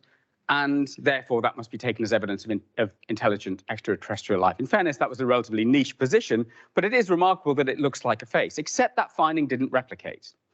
The same geological feature photographed subsequently shows that it was a trick of the light. But a trick of the light compounded by two things, I would argue. One is our natural tendency to see pattern in noise, which again is something that can lead us astray when it comes to our own data, particularly when we're looking for something, because we are motivated to discover something in our data, and we usually have some idea of what we're looking for. And in this case, it was further compounded by the cognitive bias known as pareidolia, which is the tendency to see faces in things. People see faces in clouds, people see faces on the surface of Mars. So part of the problem that we face are these cognitive biases that we bring to our own research just by virtue of being human. And the second is that we work within incentive structures, within an environment that nudges us towards certain things or rewards certain things that may or may not be in the best interests of the academic endeavor more generally.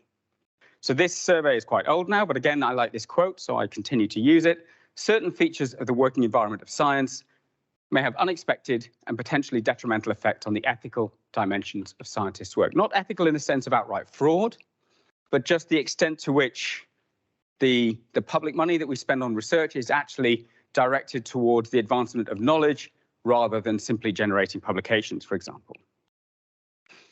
And what that creates is this spectrum of behavior. This is a nice cartoon from the blogger Neuroskeptic that captures the different levels of scientific hell, if you like, where you do have people who conduct fraud down there in level 9 in the icy jaws of Satan, borrowing from Dante, of course. There was an article in The Guardian the other day about image manipulation and the people who are going out and looking for evidence of image manipulation in published papers, and you can find all sorts of accounts of that on platforms such as PubPeer, for example. But there are very few people, I would argue, that conduct fraud. But in the same way, there are very few people who are the platonic ideal of the scholar who is disinterested, impartial, willing to admit that they were wrong, entirely led by the data, and so on. We all are invested in our own research for good reason. We go into academia because we care, because we're excited, because we want to discover things. Those are all good reasons to do the work that we do, but they also create banana skins because that exact excitement about discovering something is the kind of thing that can lead us astray when faced with noisy data that could be interpreted one way or another way. So to go back to my point about the scientific method and self-correction, yes, in principle, that self-correction function is built into the process, but the reality of how we actually conduct research, publish our findings, and self-correct might be slightly different. Part of the reason for that is that a great deal of how we work relies on trust in individuals. So this paper that was published by some psychologists a few years ago at the University of Pennsylvania was principally intended to illustrate how you can arrive at a clearly false finding by building sufficient flexibility into the design, conduct, and analysis of your work. In this study, participants were randomized to listen to When I'm 64 by the Beatles or another type of music, and those who were randomized to listen to When I'm 64 became younger. Not felt younger, but you turn back the arrow of time, they lost a year of life. That would be great if it was true, but it's clearly a false finding. The point here is that this is structurally very similar to studies that you see in a range of different disciplines where animals, humans, whatever it might be, are randomized to two different conditions. You see a difference in an outcome, and you infer causality by virtue of the fact that you wave the magic randomization wand. The more important point, which I think was less emphasized in this paper than perhaps it might have been, was that as an author, you have a choice. You can report everything that you did transparently, laying bare all of that flexibility in the design, conduct, and analysis of your study, and that's shown in that full abstract there.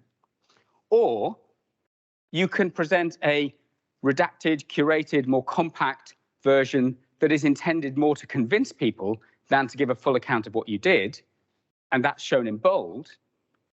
And the point is, as a reader, you have no way of knowing which version you're reading. You have to trust that the author has given a full account of everything that they did, but you can't check. And the incentives are pushing the authors in the other direction, because the more you can convince people of your findings, the more likely you are to get published in a certain kind of journal, the more likely you are to get a 4-star rating in the ref, the more likely you are for people to cite your paper. So the incentives are pushing the authors in one direction, but what is good for science is in the other direction. So for me, the question of whether science is self-correcting is an empirical one, and we have to look at the evidence. So what is the evidence? Well, in this systematic review of randomized controlled trials, all of which were recommending an intervention because of evidence of superiority over the comparator in the British Journal of Psychiatry, half of them hadn't been subject to any attempt at replication. So that recommendation was being made on the basis of a single study. Of those that were subject to a replication attempt, the studies fell into 3 categories. Some findings did replicate. That's great. Some studies suggested that the originally reported effect size was inflated and the true effect size was smaller, but that's okay. That's an inevitable consequence of using a p-value threshold for declaring discovery. So you are going to get that, but it's still effectively replication. And some studies fail to replicate, and a single failure to replicate doesn't mean that the finding is not true, but it certainly should give you reason to pause. Interestingly, which category the replication study fell into was patterned according to the sample size of the original study, which is on the y-axis.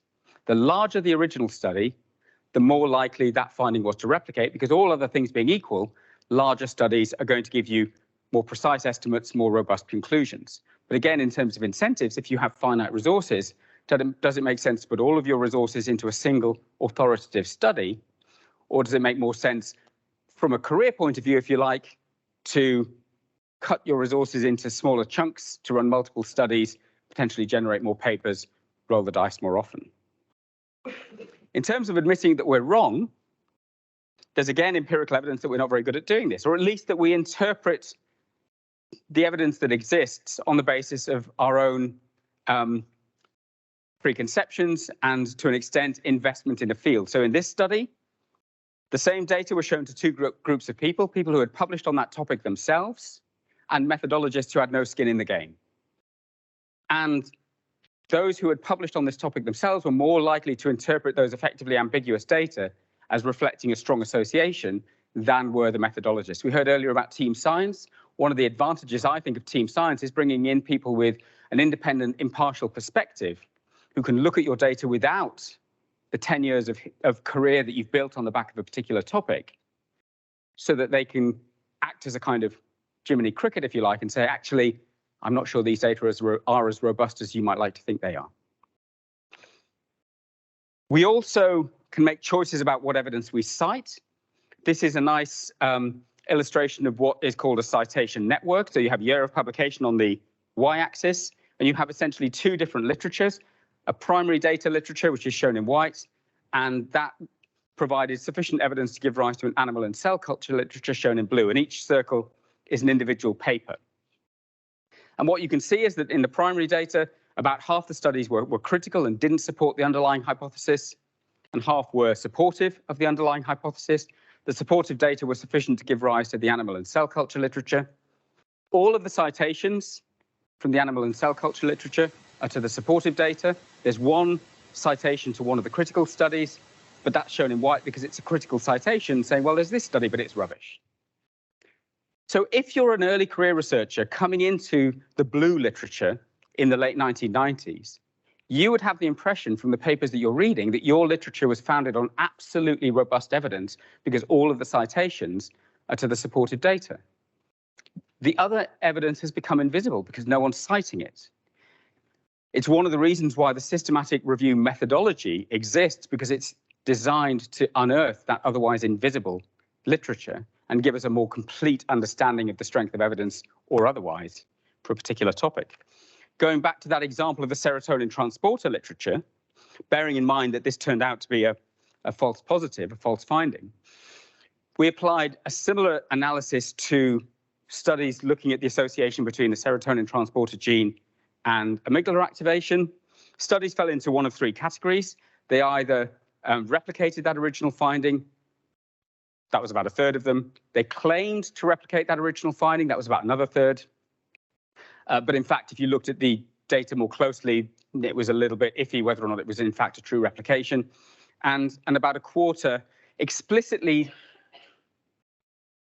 said, we failed to replicate this finding. So this was the literature that was doing quite a good job of publishing null results, of publishing failures to replicate. About a quarter of the published studies were explicitly failures to replicate. That's the inside of those two different donuts, if you like. On the outside, in light grey is the one to look at, you can see citations. And although a quarter of the studies were failures to replicate, they only got about 3 to 4% of the citations.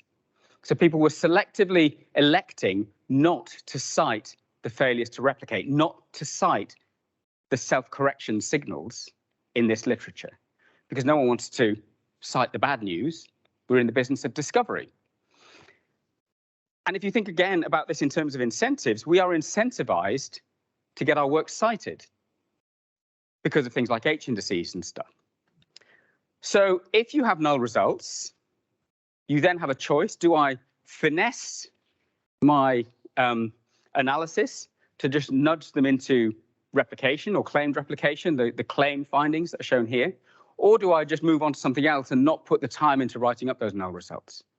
Because actually, given that we are incentivized in part by citations, it is a rational choice to not write up our null results. And actually, the evidence is, and there was a nice paper, slightly ironically, in Science a few years about this, that most publication bias, where people don't publish their null results, is driven by authors themselves choosing not to write up those results, rather than journals refusing to publish null results. You may not get your results into a certain kind of journal, but again, that's part of the incentive. That's part of the reason why people who are busy, have too much on their plates, choose not to write up their null results. More evidence of self-correction or not. These are 8 clinical trials of the same intervention for the same indication, thrombolytic agents for the prevention of stroke.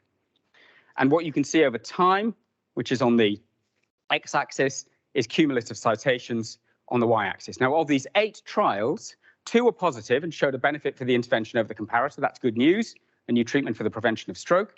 4 were neutral and showed no evidence of a difference between the intervention and the comparator. And 2 were negative. They were stopped early for safety concerns. In fact, the intervention might be doing harm. The first published study was positive and suggested a benefit for the intervention. You can see everyone gets very excited and starts citing that. It's not hard to spot the second positive study. And that was published after 1 positive trial, 2 neutral trials, and 2 negative trials. So the 5th published study was the second positive study, but people cited that second positive study at the same rate as the first one, so that it very quickly outstripped all of the contrary evidence, the neutral trials and the negative trials. Focusing on the good news, discounting the bad news, we're in the business of discovery, so let's focus on things that we can claim to have discovered. Going back to that serotonin transporter gene story that I spoke about at the beginning, I said that in 2005, credible geneticists realized that A, that particular association was false, but B, that approach to identifying genetic variants that influenced complex phenotypes, such as anxiety, was a flawed one.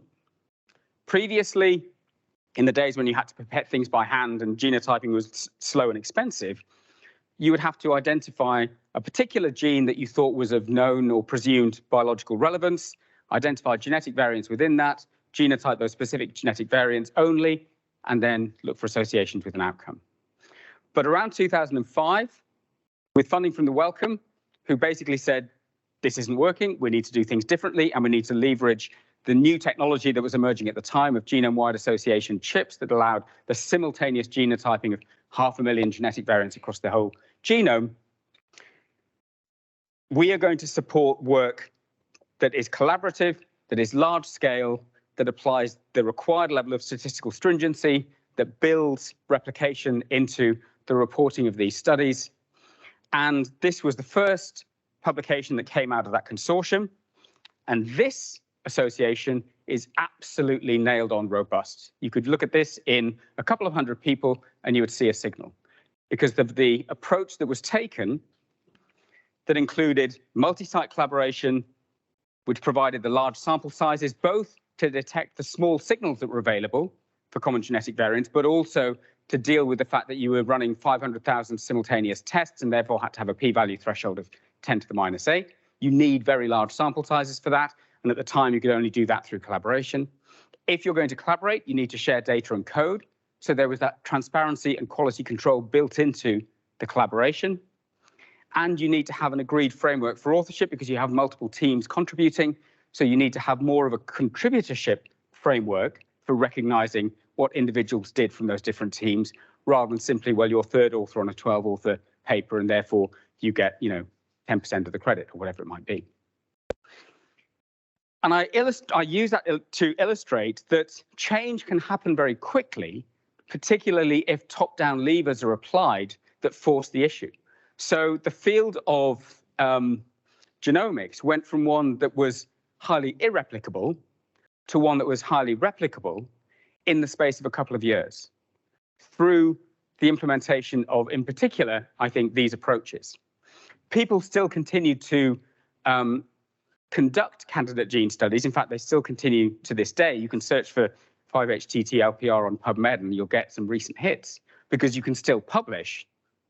But people who actually are interested in robust discovery no longer use that approach. They use these genome-wide approaches. They use these stringent statistical standards. They build replication into their discovery work. And other approaches to transparency, again, top-down from funders, can also make a difference. So here we see trials funded by the National Heart, Lung and Blood Institute, publication year on the x-axis, effect size on the y-axis. The little flag, the little line, is the point at which they mandated the registration of primary outcomes on clinicaltrials.gov. I said earlier that in many papers that we read, we have to trust that the authors have reported everything that they did transparently, but we have no way of checking. if you require primary outcomes in the case of clinical trials to be pre-registered, you can check. And it would be fairly embarrassing if it turns out that what you claimed was your primary outcome was in fact a secondary outcome that you promoted in the write-up on the basis of a small p-value. Before primary outcome registration was mandated, you can see that the majority of trials were positive, showed a benefit for the intervention over the comparator, those are the little pluses, and some were neutral, showed no difference between the two arms, those are in blue. After that pre-registration was mandated, most of the trials were neutral, a couple were positive, and one for the first time showed harm. So you can change things very quickly through the introduction of mandates that are enforced or mandates that create social pressure for change. The other thing that I think is notable about this figure is that early career researchers in particular have an experience when it comes to their own research that looks like the right-hand side of that graph. But when they read the published literature, it looks much more like the left-hand side of that graph. And they think, well, I must be doing something wrong. Maybe I'm not cut out for a career in academia because none of my experiments work, but the literature is absolutely pristine. Everyone else's experiments seem to work perfectly. So to what extent are we losing good talent because we don't have that transparency that allows people to see everyone else's denominator? So these are the reasons why we set up the UK Reproducibility Network. That's our website and our Twitter X handle. Much of what we do was captured in this paper, Manifesto for Reproducible Science. The network originally grew out of these concerns in the biomedical space, but as I say in a moment, I'll talk about what we're doing to make what we're doing relevant to a broader range of disciplines. But the key thing in this paper was that we identified a range of different stakeholders who had the ability to implement some of the changes that we felt would create an environment that was more conducive to high quality research. Funders, institutions, journals. But one area where researchers themselves have a great deal of agency and can simply elect to work in a more transparent way is open research practices. By making as much of the research process as transparent as possible, that we believe can drive up the quality of research. So Stephen has already given this definition of research culture, which is, as he said, the kind of go-to definition that people tend to use. We thought about the different component parts of research culture and research integrity, professional behaviors, doing the right thing, at an individual level, if you like, managing risks, the ethics and governance process around research. But our focus as the UK Reproducibility Network is very much on the research process. And the reason for that focus is that, again, as was alluded to in Stephen's talk and in some of the questions afterwards, we believe that there is a causal link between the environment within which research takes place and the process of research and the downstream quality of those research outcomes. And the analogy was made by Roby Blumenstein, who's the CEO of the CHDI Foundation, which is a charity that funds Huntington's research in the US.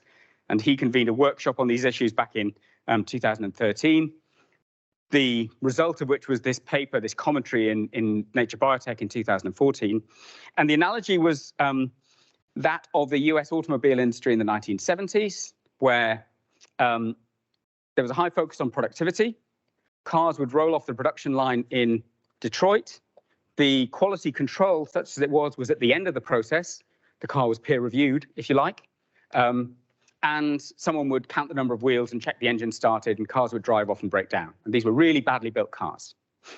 And Edward Demings, the statistician, took the concept of quality control in manufacturing to the Japanese automobile industry, where every stage of the process was subject to spot checks to check that the process was working well.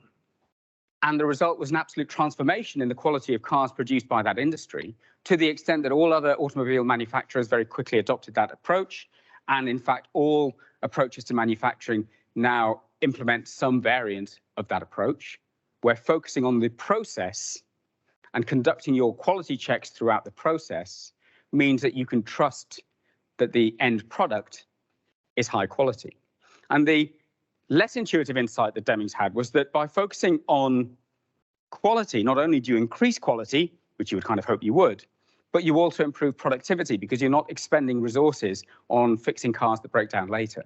And if the analogy holds, by focusing on the process of research and through that giving rise to higher quality research, we can also more rapidly advance knowledge, because we don't end up with the situation that we had with the serotonin transporter gene, with lots of effort being put into blind alleys.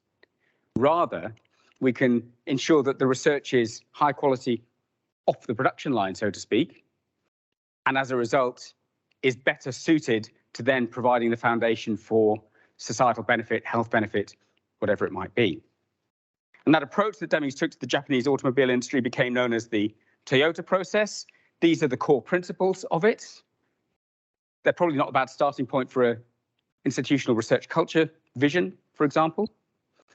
But at the heart of it is this point that if you get the process right, you'll get the results right. And I think there is a lot that we can learn from other sectors, this just being one of them. We don't want to turn academia into manufacturing, of course. Academia will have to remain as academia, and there are aspects of that that we need to protect because they're precious and unique. But that doesn't mean that we can't learn from other sectors and other ways of doing things. So the UK Reproducibility Network is set up to create a community focused on this attempt to improve the process of research, if you like. It comprises local networks that are grassroots communities of individuals that come together to run journal clubs and seminar series and form the foundation, if you like, of the network. We also have institutional members that create institutional leads who work more at the senior management level, and the idea is that those two roles work in partnership. We have a supervisory board that coordinates that activity, and then we have a stakeholder group that comprises funders, publishers, learned societies. And the idea is that we can coordinate activity within and between those different elements. And so this is very much an academic collaboration, a peer-led consortium. This figure is ever evolving because there are new local networks forming all the time and new institutional members joining all the time. Birmingham, for example, has just joined but doesn't show on that map. The ethos is very much one of collaborative working to reform or improve research culture and practice. And although our starting point can be traced back to a meeting at the Wellcome Trust set up by Wellcome and BBSRC in 2015 and was very much in the biomedical space, we have broadened out considerably beyond that over time. This is a snapshot of some of the stakeholder organizations, the funders, the publishers, and the learned societies. And you can see that that disciplinary breadth is represented there. We have funding from all of the constituent parts of UKRI, including, for example, the Arts and Humanities Research Council. I'll come back to an AHRC-funded project that we're running at the moment. And the model is intended to be flexible because what works at Surrey is not necessarily going to be the same as what works at Bristol or the Royal Veterinary College or the University of Wolverhampton.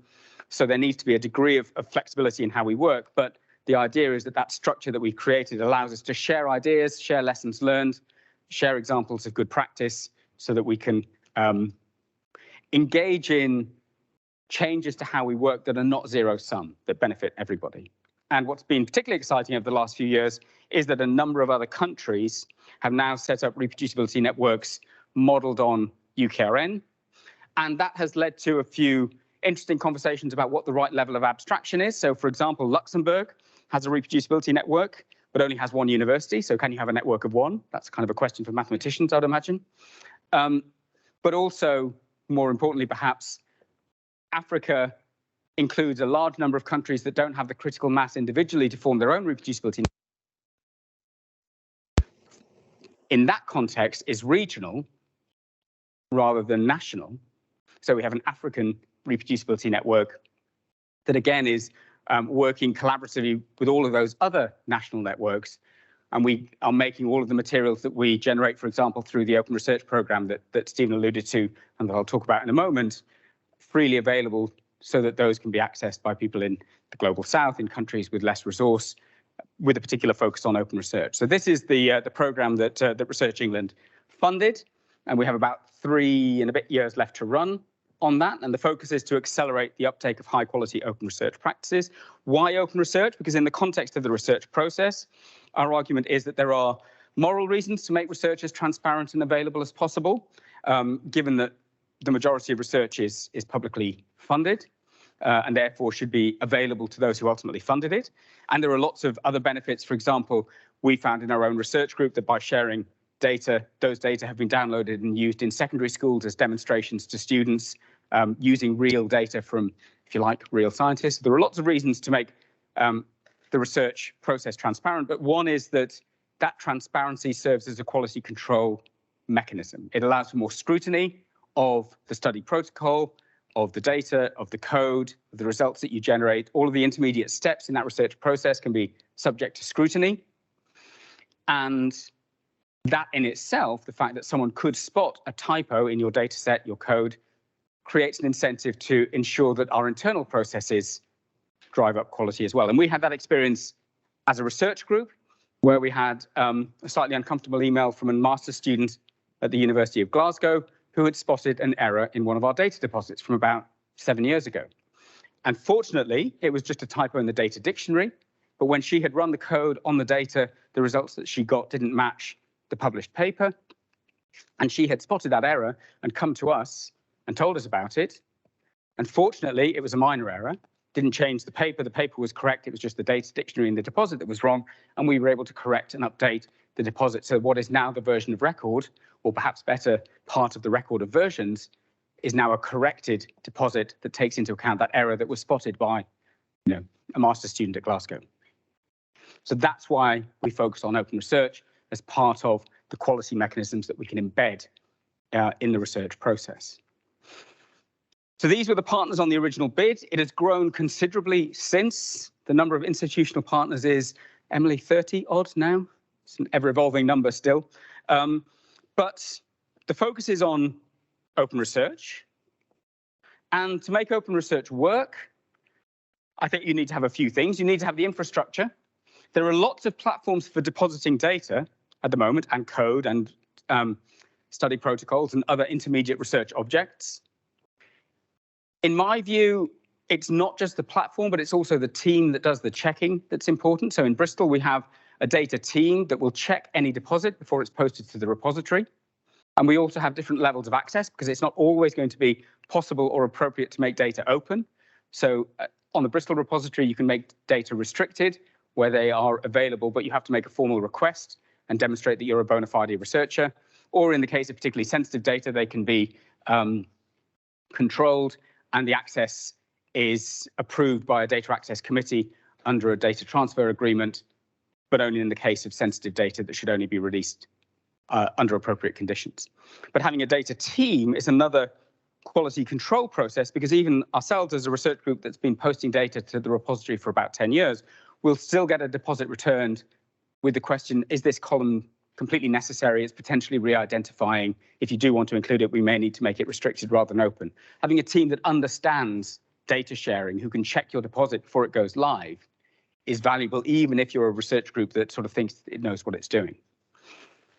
But of course, as well as the infrastructure, you need to have training, and this is where the Open Research Programme comes in. We are running Train the Trainer courses across the partner institutions and setting those up at the moment.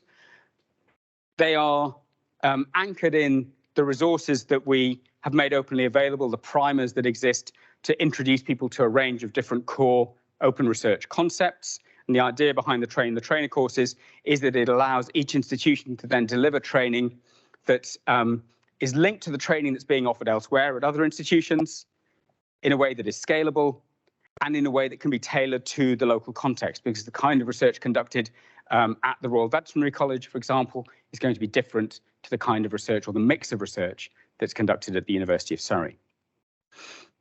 We also need to incentivize open research practices. Bristol has introduced open research into its promotion criteria, but this is something, again, that we are driving forward through our open research program by coordinating the incentives that exist at different institutions that are part of that program through promotion criteria, but also things like open research prizes, which we'll hear about later today, of course, as a way of recognizing the value of this kind of research and doing research in this kind of way and giving people incentives to engage with it. And part of the reason we're doing that and running Train the Trainer courses is that we want to make sure that the way in which people do these things and the things that are incentivized are consistent across the sector. Because if there is one way of doing things in Bristol and one way of doing things that is rewarded within Bristol, but that is different to the way of doing things within Surrey and the things that are rewarded within Surrey, that's going to create friction because researchers move across institutions. So the more that we can coordinate and harmonise our approaches, the more effective we will be at making that change happen across the sector rather than just within individual institutions. And again, this comes back to the point that there are lots of things that we do that are not zero sum, where we can benefit from working collaboratively and improve how we work across the whole sector so that we can benefit individual institutions as well as the collective, if you like.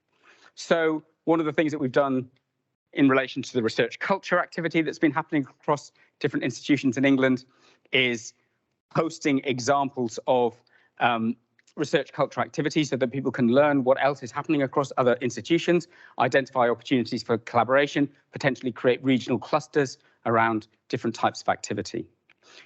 In the Southwest, we've been running our Open Research Prize in collaboration with 3 other universities through the GW4 collaboration, which is Bristol, Bath, Exeter, and Cardiff.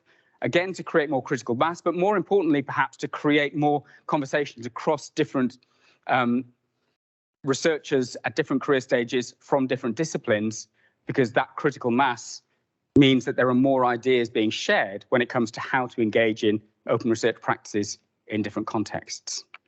We're extending this concept of focusing on the research process by conducting spot checks on research articles. The University of Sussex has just run a pilot using Research England money where researchers opted in to have their manuscripts checked prior to submission, to check that the code ran on the data and generated the numbers that were reported in the manuscript, for example. And a surprisingly high error rate was detected in that. I mean, the errors were minor errors, but they were errors nevertheless. We're working with funders, so we've partnered with Cancer Research UK and a number of publishers to link the grant review process to the journal peer review process using the registered reports publishing format, which allows journals to give a decision on eventual publication based on the study protocol only before any data are collected. In other words, is the research question important and is the methodology robust? And that's effectively what funders ask when they review a grant application. So it makes sense to link those 2 review processes, and the opt-in rate for that pilot has been 50% so far, which I think is encouraging. And Cancer Research UK has been sufficiently pleased with the uptake that it has now extended this to all of its grant committees. We're working with another Research England funded project, the Octopus platform, which is a way of disaggregating the constituent parts of the research process into the study question, the study protocol, the data, the code, and so on, as a way of better capturing the evolving and dynamic nature of knowledge in a way that's not well captured by our conventional approaches to publication via a 3,000-word short story in a journal article. And as I mentioned earlier, we're looking to learn from different sectors, but also different disciplines. We have an AHRC-funded project looking at the narrative forms that are used in scholarly communication and the extent to which when we write to inform, to give a full, transparent account of everything that we did and what we found, versus write to persuade, in other words, to convince people of our point of view. And I think in the average scholarly output, we do a bit of both, and I think there's a place for both, but we're not perhaps as clear-eyed as we might be about when we should be doing one thing, informing in the methods, for example, versus another thing, convincing in the discussion. So I think that will be quite interesting, and we're looking at ways in which we can use tools like ChatGPT to quantify the extent to which one narrative form or another is being used.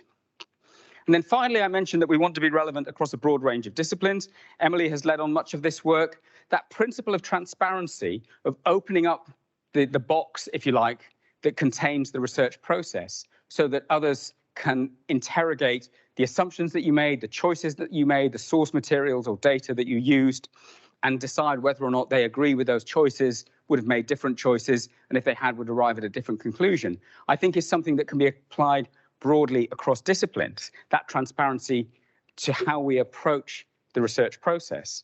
And I think, again, there is a lot we can learn across disciplines. So, for example, researchers in qualitative disciplines, arts and humanities, social sciences, understand issues of positionality and the perspectives that we bring to our research far better than the average biomedical researcher, where you just write a couple of sentences in a conflict of interest statement and that, that deals with that.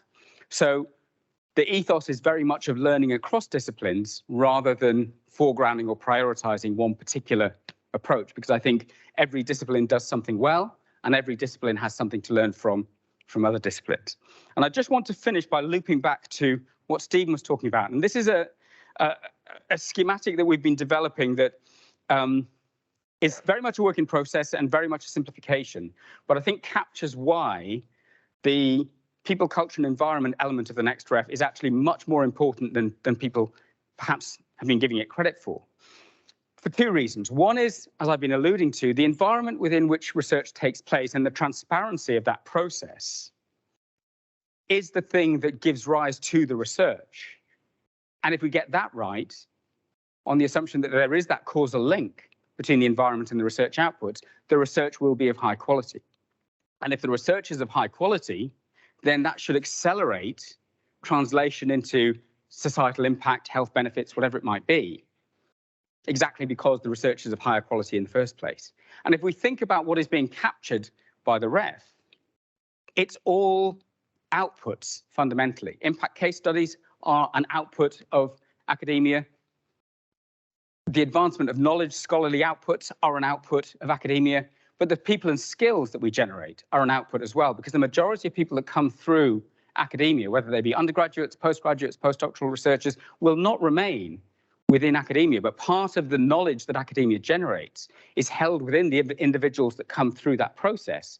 And so I think we can understand the environment as something that is valuable in its own right, but also the people that come through that environment and are given skills and knowledge as a result of that as an important output of the process as well.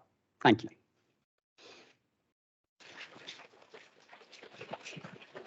Great. Thank you very, very much, Marcus, for a really insightful talk. We have time for questions. Mark, yeah. Yeah, thanks very much for the talk. Mark Plumley, I've been involved in reproducible research software for some time and the software sustainability suite, so on. I wonder if you could say something about machine learning and AI research, because that seems to have a particular issue about not knowing what statistical significance means, and that 0.05% means it's better, and reviewers don't even pick up on that, and also big issues about having huge amounts of data that makes it very difficult to reproduce unless you've got months of very expensive computing resources to do that. So maybe just one or two things about AI. Are you talking about that in the context of the sort of large language models that are now available, or? Yeah, so they're very difficult for researchers to reproduce if you don't have the resources to do that. But also, when you publish the results, there isn't always the statistical significance, or hardly ever, that goes along with them to say my model's better than the other model. Yeah, I mean, I think it's challenging. I think that principle of transparency that I talked about can still apply. Make as much of what you did as clearly available as possible and as interpretable as possible, I guess. One of the challenges, in particular with large language models, I think, is that it's an ever-evolving space, because those models are learning all the time. And so what you did at one particular time point may not generate the same results when you do exactly the same thing again at a different time point, because the thing that is happening behind the scenes is different. And much of that is opaque, so we don't really know the specifics of the algorithms and so on, which creates an inherent challenge, I think, when it comes to reproducibility. The other issue, of course, is that those things are designed to create, if you like, something that looks like the right answer without necessarily being the right answer. So one of the things that I did, this sounds massively egotistical, but it was just a sort of a little kind of experiment. I asked ChatGPT to write an autobiography, or a biography of myself. And I know what the ground truth is. I know what I've done in my life. And it was wildly wrong. But it looked very convincing. So you wouldn't know that I didn't do my PhD at the University of Bristol. It said that I did. I didn't. But it looked very convincing. It was just wrong. And that's one of the other challenges. These things are not designed to create the right answer. They're designed to create something that looks like the right answer. And if you don't know what the ground truth is, you see this all the time with people who ask it to write essays, for example, and it will just make up citations to stuff, to papers that don't exist, but you wouldn't necessarily know. So I think there are all sorts of challenges with that kind of technology that we're only beginning to grapple with. And basically it's too early to say how we will resolve those. But I think it's a really interesting part of this kind of evolving conversation. Thank you. Any more questions in the room or online? We're hungry for lunch. Yes, one. Do you want to?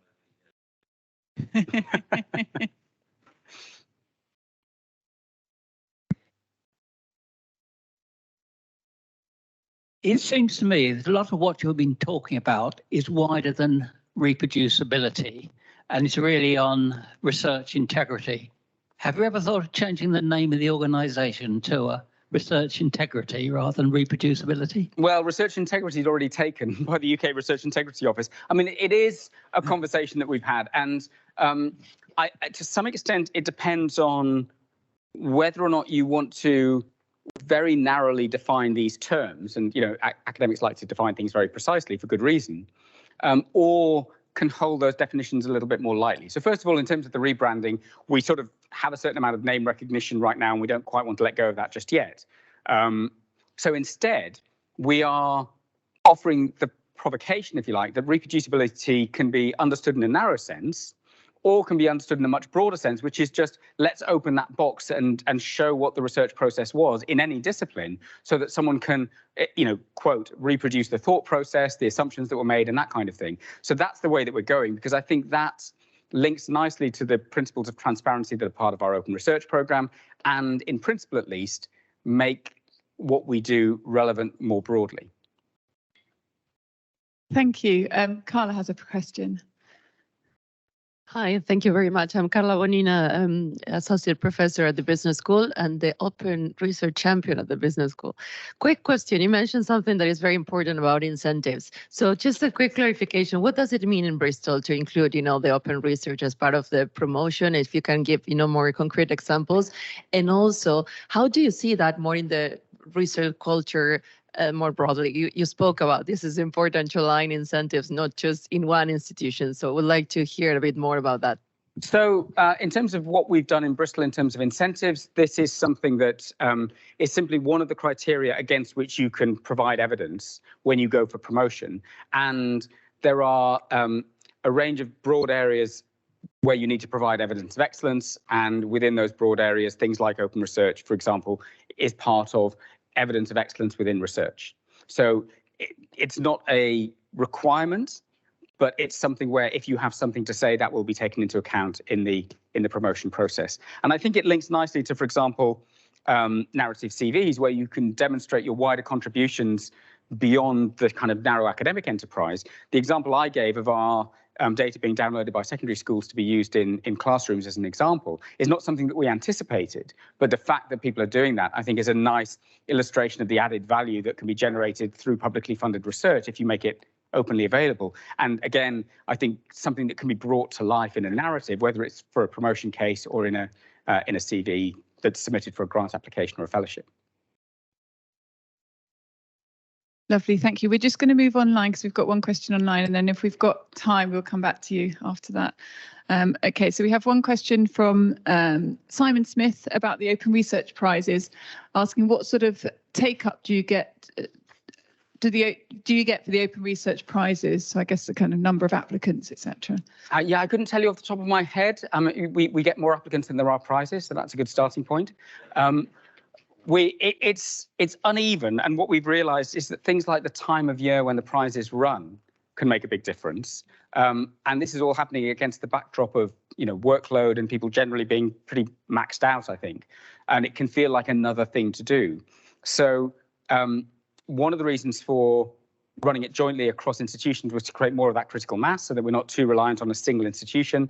We're also looking at whether it's something that should be run every year or every other year to give people a sort of a fallow period to develop their ideas a bit and be ready for the next one, because that is a challenge. But I think as open research becomes more prominent, as is happening, then more and more people are going to be working in these kinds of ways, and we'll have things that they can bring as examples, as submissions to the prize. Thank you. I'd just add as well for Surrey, this 2 years ago, we extended our open research prizes to be 2 categories, one being open research that's happening and the other being open research that you're planning, and that doubled our number of applications. So I guess it's how kind of strict we are in terms of what we want to hear about people's plans versus completely finished open research practices that they've been running. Sorry, I had to chip in there. One more question at the back and then we'll break for lunch. Thank you. Thank you. Inga Prokopenko, co-director of AI Institute at Surrey. You mentioned deposition website at the University of Bristol. Is it the Open Research Network website where pretty much any university who's a member of network could deposit their data? Because in many universities there is this issue about compute capacity, right? So what exactly is possible with what? So that's just a Bristol repository. Okay. So that's me with my sort of University of Bristol researcher hat on. It's not something that's available to the UK Reproducibility Network members yet. I mean, I agree. So different institutions are taking different approaches to this. Some institutions just don't have a repository because they can't afford the infrastructure and the team behind it. And there are free platforms like the Open Science Network. You have GitHub and so on. So there are a variety of other options available, but those are uncurated repositories. If you go on the Open Science Framework, there are lots of deposits, but many of them are unusable because they're in a proprietary format. They lack a data dictionary, they lack any metadata. And so, you may as well not have shared your data because no one can use them. Other universities, I think the University of Manchester has a Figshare account that its researchers can use. But again, I think that's uncurated. So we do have a bit of a, well, depending on your perspective, natural experiment / Wild West when it comes to what repositories are available. I think there is a real place for some kind of national infrastructure that would create efficiencies and then allow universities to use their limited resource on a data team of individuals, usually embedded in library services, who can do the checking to ensure quality, so that they don't individually have to invest in the computing infrastructure to support that. But that's a different conversation, I guess. But what we're trying to do through the Open Research Programme is make sure that the deposits that are created, even if they're not checked, are at a certain minimum standard because everyone has received interoperable training. Great, thank you. What a fantastic morning. I think we're ready for lunch. We've got lots of more networking to do. Please do visit the clinics as well. I also have a gift for both of our speakers, so I just want to give those to our speakers. So thank you very much, Marcus.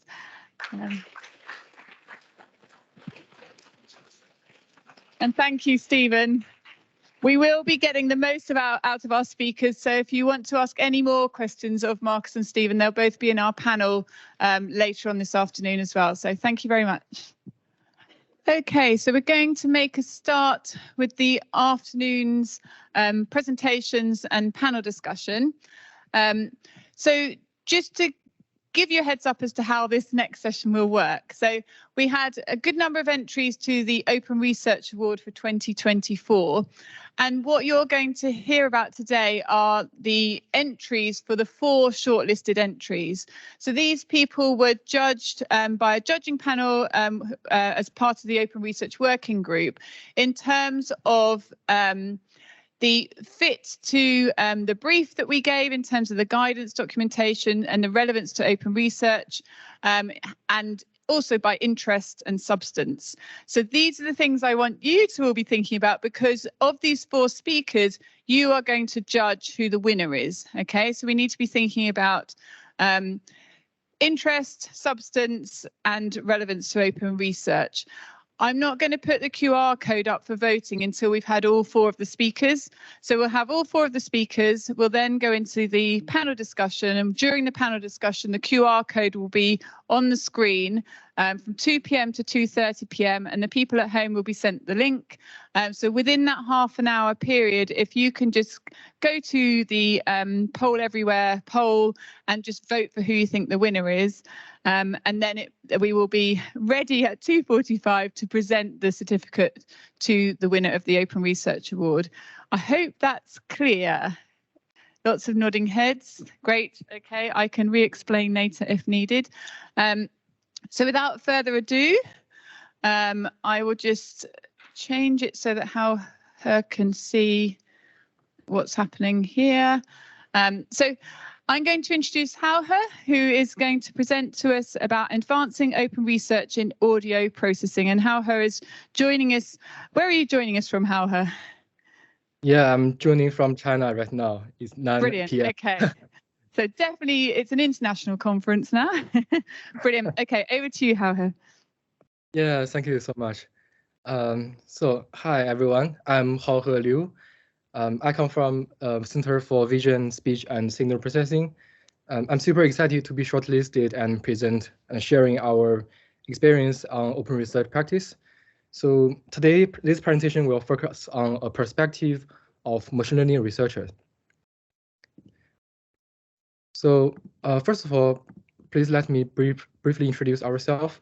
So I'm Hauhe Liu. I'm a third-year PhD student from CVSSP, and I'm supervised by Professor Mark Pambly and Professor Wenwu Wang. So we are a team that build artificial intelligence that can understand and generate sound. So yeah, basically we mess around with audios. And we hope our technology can enhance the productivities and inspire the creativities and be open at the same time.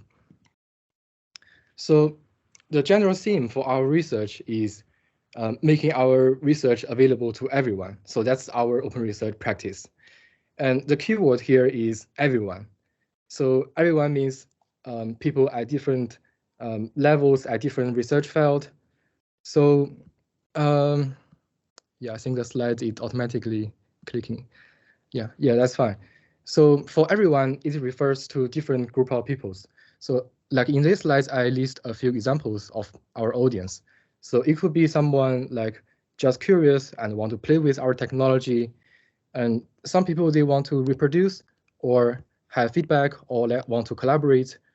Or even some people, they want to use our models commercially for the applications. So there are all sorts of people like they are interested with our technologies. So how to cater their need given the diversity? So in general, we categorize the audience into 3 different groups, including the general public, academic, and professional. So in general, we have a bunch of papers that apply this open research practice. But in order to make this presentation simple, we will focus on the case study on one of our paper, which is the audio LDM. So this paper was published a year ago on International Conference on Machine Learning. So this paper focused on developing a system that can generate audio given a text input. So you can give a natural language as a descriptions, and the system will spit out an audios. And for the first group, which is general public, the most questions they ask is, what is it? Or I want to give it a quick try. So for this group specifically, we made a demo on the web page to quickly demonstrate our technology. So for example, when they click on a link on any device with a browser, they will see this UI. So this UI including a text box as input. And after clicking the submit button, the system will output an audio file. So, and this space was deployed on a platform called Hugging Face. So Hugging Face is a platform that hosts and collaborates on AI models, dataset, and applications. And on 2023 February, our space was ranked the first popular space out of a total of 140K space. So that's quite amazing results. And in these applications, the key is the collaboration with Hugging Face, because they help us to provide with the computational resource and the platform. And not all people want to wait for 3 or 4 seconds to get the result. So more people prefer to watching the videos or from our LinkedIn post. So we made a bunch of videos on Twitter as well as the posts on LinkedIn, so people can quickly get an idea of what our technology is. And we also built a demo page to show our technologies. But unfortunately, we do not have a statistic of this page. But from our GitHub, we can find that our demo page is the top traffic source. So I think the demo page is also quite important. Yeah, so that's the first group. And for the second group is academic. The most questions they ask is how to reproduce your work and how to build upon your work. So in that case, we open source our code, dataset, and papers. So our training recepos are fully open sourced, as well as the dataset and paper. So the paper are open sourced as soon as we finish writing, and it is available on Surrey Open Research repository and archive. So our training code, as well as our evaluation and inference code, have received 4,000 stars on GitHub. So usually for 100 stars is a quite excellent milestone for most projects. So 4,000 stars is absolutely amazing. And we have received 150 citations within a year of publications. So that can partially reflect the success of our open research practice. And for the last group is professional users. So this group is something between the general public and the academic. So this group do not necessarily want to retrain our models, but they do want to run our models on their own hardware. So I guess it's quite special on the computer science research domain. And to cater the need for this group, we built a few inference APIs as well as demos on Google Colab to show how to properly use our model with minimal effort and minimum computational resources. And for this group, our open source pre-trained model weight has been downloaded over 25,000 times. And this number is not counted. The GitHub code is not counted for in this situation. So the real number is higher than that. And our Python package has been downloaded over 40K times. So it's also quite amazing. And here the collaboration with Hugging Face is also quite crucial because we collaborate together to integrate our model ODM into a library called diffusers. And diffuser is a quite popular AI-related Python package that have an average download like 2 million per month. So that package integrations really help to boost the exposures of our research outcome. Yeah, the number looks quite nice, but everything is come with a price. So for open sourcing, it's certainly time consuming. So we need to work hard to make sure the code is easy to understand and runnable on different platforms with different hardware specifications. And due to the diversity of the hardware settings, there are constantly some GitHub issue coming out. So very likely you need to cater the need for different peoples. And for publicities, in order to get more attention, we usually take some time to make very nice demo videos to show what our technology is. And also we need to collaborate properly with the industry and communities because industry and communities, they are not like full-time employees, they just by hobbies. So we need to think of how to convince them or make them aware that this technology is interesting so that they want to contribute. And last but not least, get funding is very crucial because in order to get your research work known by more people, we need to do the presentations in different places. So in that case, funding is definitely important. Yeah, but the benefit is also very clear. So first of all, for our personal and universities, I personally gain very nice research portfolio, and Surrey become leading on the topic of audio generation. So, but that is only the first step of the benefit. And after I open source the code and software, the open source community was activated. So people start to build technology based on our software. Like they start building image to audio, they started building software such as AI music album, a lot of nice applications. And then the industry follow up. So they see the opportunities and start to build some apps and build some nice applications. And the industry creates jobs. It creates the internship opportunities and job opportunities. And that further motivates the research community to do more research on this topic. And more people start build on research and applications based on our open source software. So I call this on the shoulder of giant. So it is a very nice benefit loop that keep the technology keep evolving. So it's very nice research practice and outcome. And the lessons learned generally including, first of all, all kinds of people could be our audience. So specifically for computer science research, maybe open sourcing paper and code may not be adequate now. And at the same time, you cannot make everyone happy because different people, they have different situations. My suggestion is focused on the major group and always make yourself happy. And last but not least, try out more to reach to the industry because very likely they will have better resources and maybe they will have very helpful connections for you. That will help you get more exposure of your research. Yeah, thanks for listening. And you are most welcome for any questions and discussions.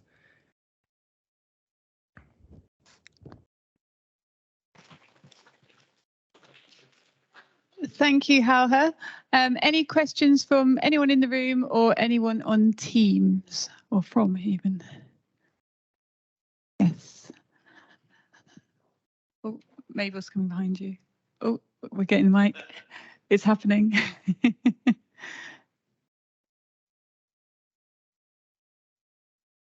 Yeah, there's one question just coming, Hauhe. You can't see the running happening in the room. Yeah, here we go. Hi. Okay. So, I'm trying to develop AI applications myself. One problem that I'm having is that I simply don't have the time to kind of publicize it. You say make good use of social media by posting video. Have you faced similar challenges? Yeah. So, for social media posting, I personally, we collaborate together to make some demo videos. So that definitely takes some effort. But I think it's worth it. It's time consuming. I should admit. Right. Sorry. Do you think posting video has brought the most benefits, or do you think other social media platforms? Sorry. Do you mean? And what social media platforms have you found have brought the most benefit in publicizing your code? I see. So we're working on audio processing. So the platform I found most useful, including Twitter, LinkedIn.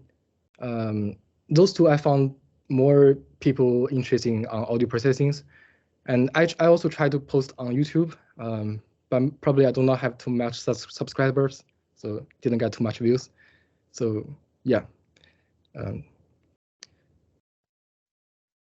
Great, thank you. We'll have one very quick question and then we'll need to move on for Sasha. It's less actually a question and more a sort of a statement for everybody that there is actually help available from the central communications team in publicising what you're doing. So do please let us know. My name's Laura Cox and I cover FEPS, but there's a whole team of us. So there's a communications toolkit on SharePoint. So perhaps we can share a link to that in the chat later on. But yeah, there is help available and we'd love to hear about this sort of stuff so that we can promote it more. Yeah, sounds good. Fantastic, thank you. I think that's a good note to end on.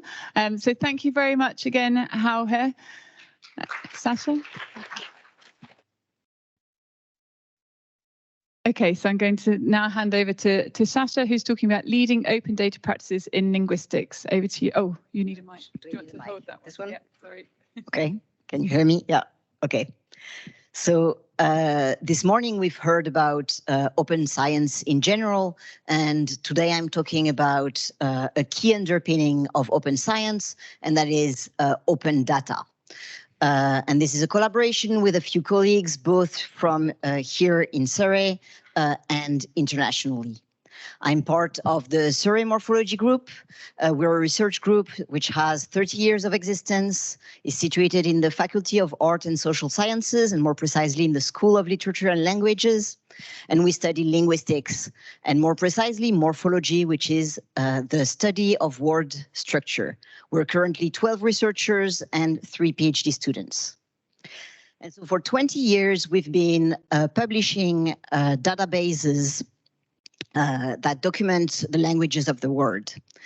And the 22 databases that we currently have represent around 140 years of full-time research, which might seem like a lot. And here you have a picture from a field work from one of our researchers working on the Dagestani language Archie.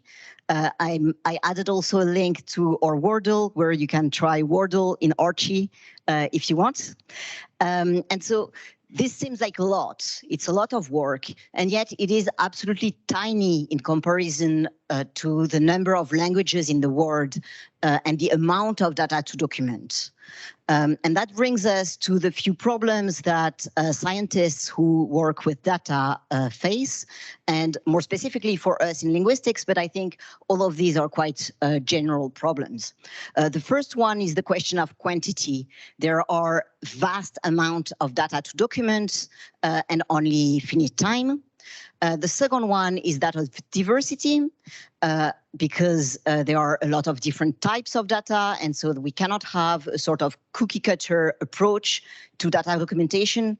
And perhaps the worst problem is that of maintenance, because of course scientific data needs to be very, very long lasting, yet our funding is at best for 5 or 6 years. And what happens after the funding runs out?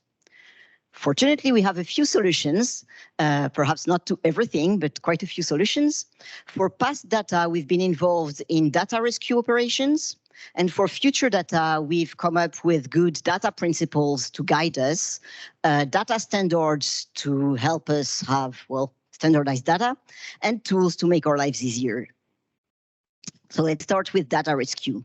I have 2 examples here. In the first case, this was the Romance Verbal Inflection database, was a very big, very rich database that was initially only published as an online website intended for humans to peruse through manually.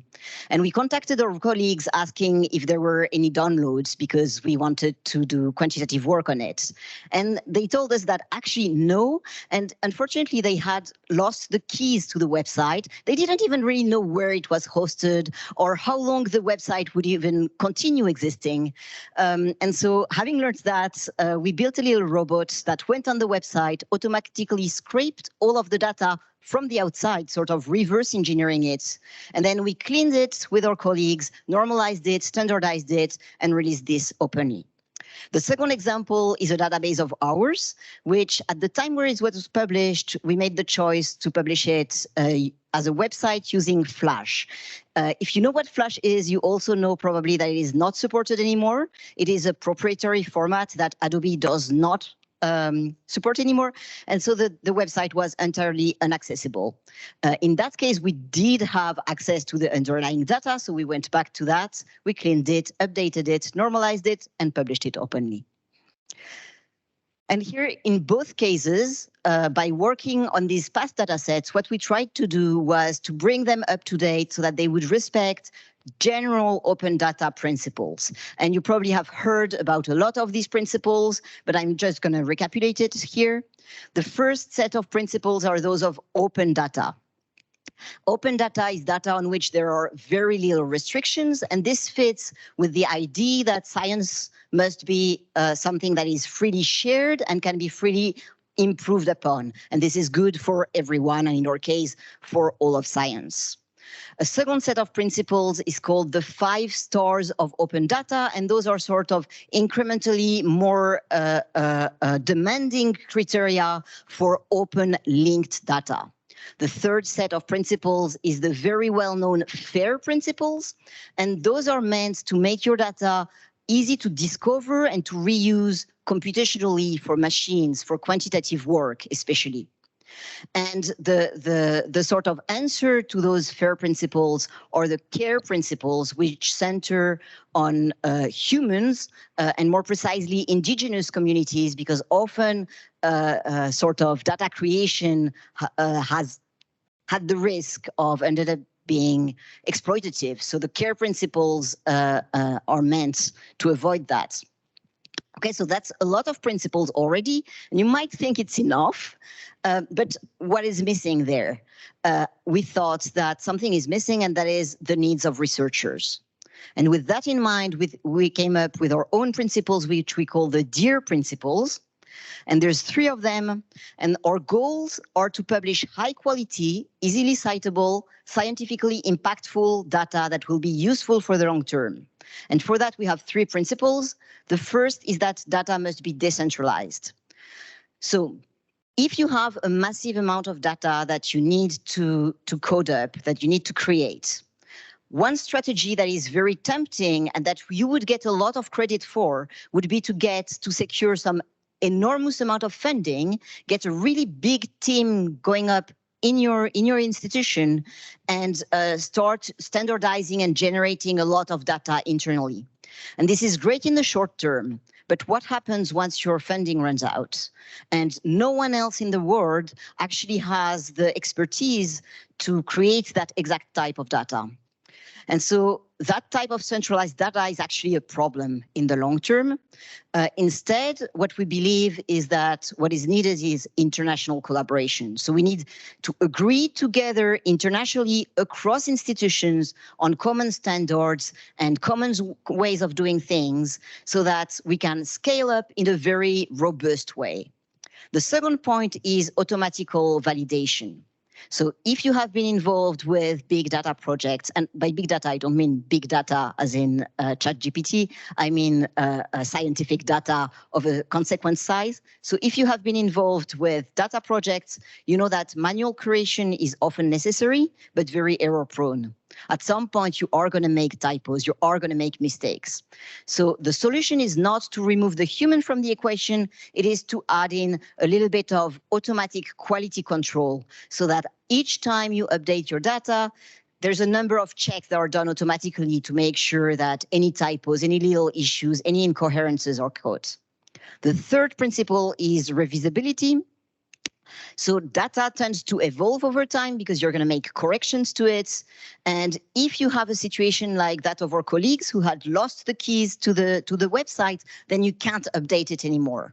And so instead, you need from the very start to think about, okay, we're going to do this data, put it online, but then how do we make sure that we can have seamless updates as soon as we correct it? So one of the types of data that we work with are very long lists of words with a lot of annotations. And we came up with a data standard for how to write those and how to share those internationally. That was an international collaboration which involved a lot of colleagues in our field. And although the standard itself is very specific to linguistics, and you will probably not be interested, the general design principles behind it, I think, are relevant for any science. So our data is made of a bunch of files, and each file is a table, and all of these tables are linked together using identifiers in the manner of a relational databases. Each of these files is a CSV file because CSV is a format that is entirely open. It's not Excel spreadsheets because Excel, for example, is a Microsoft type of file. Our data is accompanied with metadata, and we write that using JSON. And instead of coming up with our own conventions for metadata, we rely on an existing initiative, and this is the Frictionless Data Initiative. And the third important point is that our data links to other data sets, to corpora or to other resources. And this is a way of offsetting the responsibility of the coding. Instead of inventing conventions all of the time, you just link to other systems. I'm a little bit late, so I'll accelerate. We have a website where you can read more about the standard. We also came up with a bunch of tools which help us create good data, and most of them are specific to linguistics, although GitLab to Zenodo is a very generic one that could be used across sciences and is already used across sciences. So what are the benefits of our approach? Mainly, it is that we remain lightweight. Scientific data is very complex. One challenge of standardization is that if you standardize very heavily, then you constrain scientific freedom. So we avoid doing that by imposing conventions on structure, not so much on content. And we lower maintenance, technical maintenance everywhere we can by relying on other initiatives. And we think that this is the path to long-lasting, high-quality open data. If you use the QR code, you'll get to our page where all of the links that were in the presentations are repeated. And if there was just one lesson we would have learned, it's that for open data, international cooperation is key.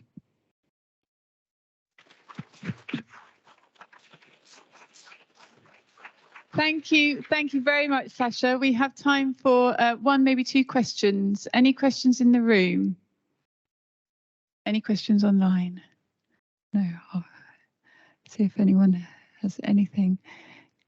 It was a very clear presentation, so it's obviously a sign of how clear it was. Excellent. Okay, great. Thank you very much. We will move on. I'll get Anna, are you around somewhere? Yes, great. Anna, if you can come down, I'll get your presentation up. Thank you, Sasha. Great. I will just introduce Anna. So Anna's going to be talking about space for nature. Over to you, Anna.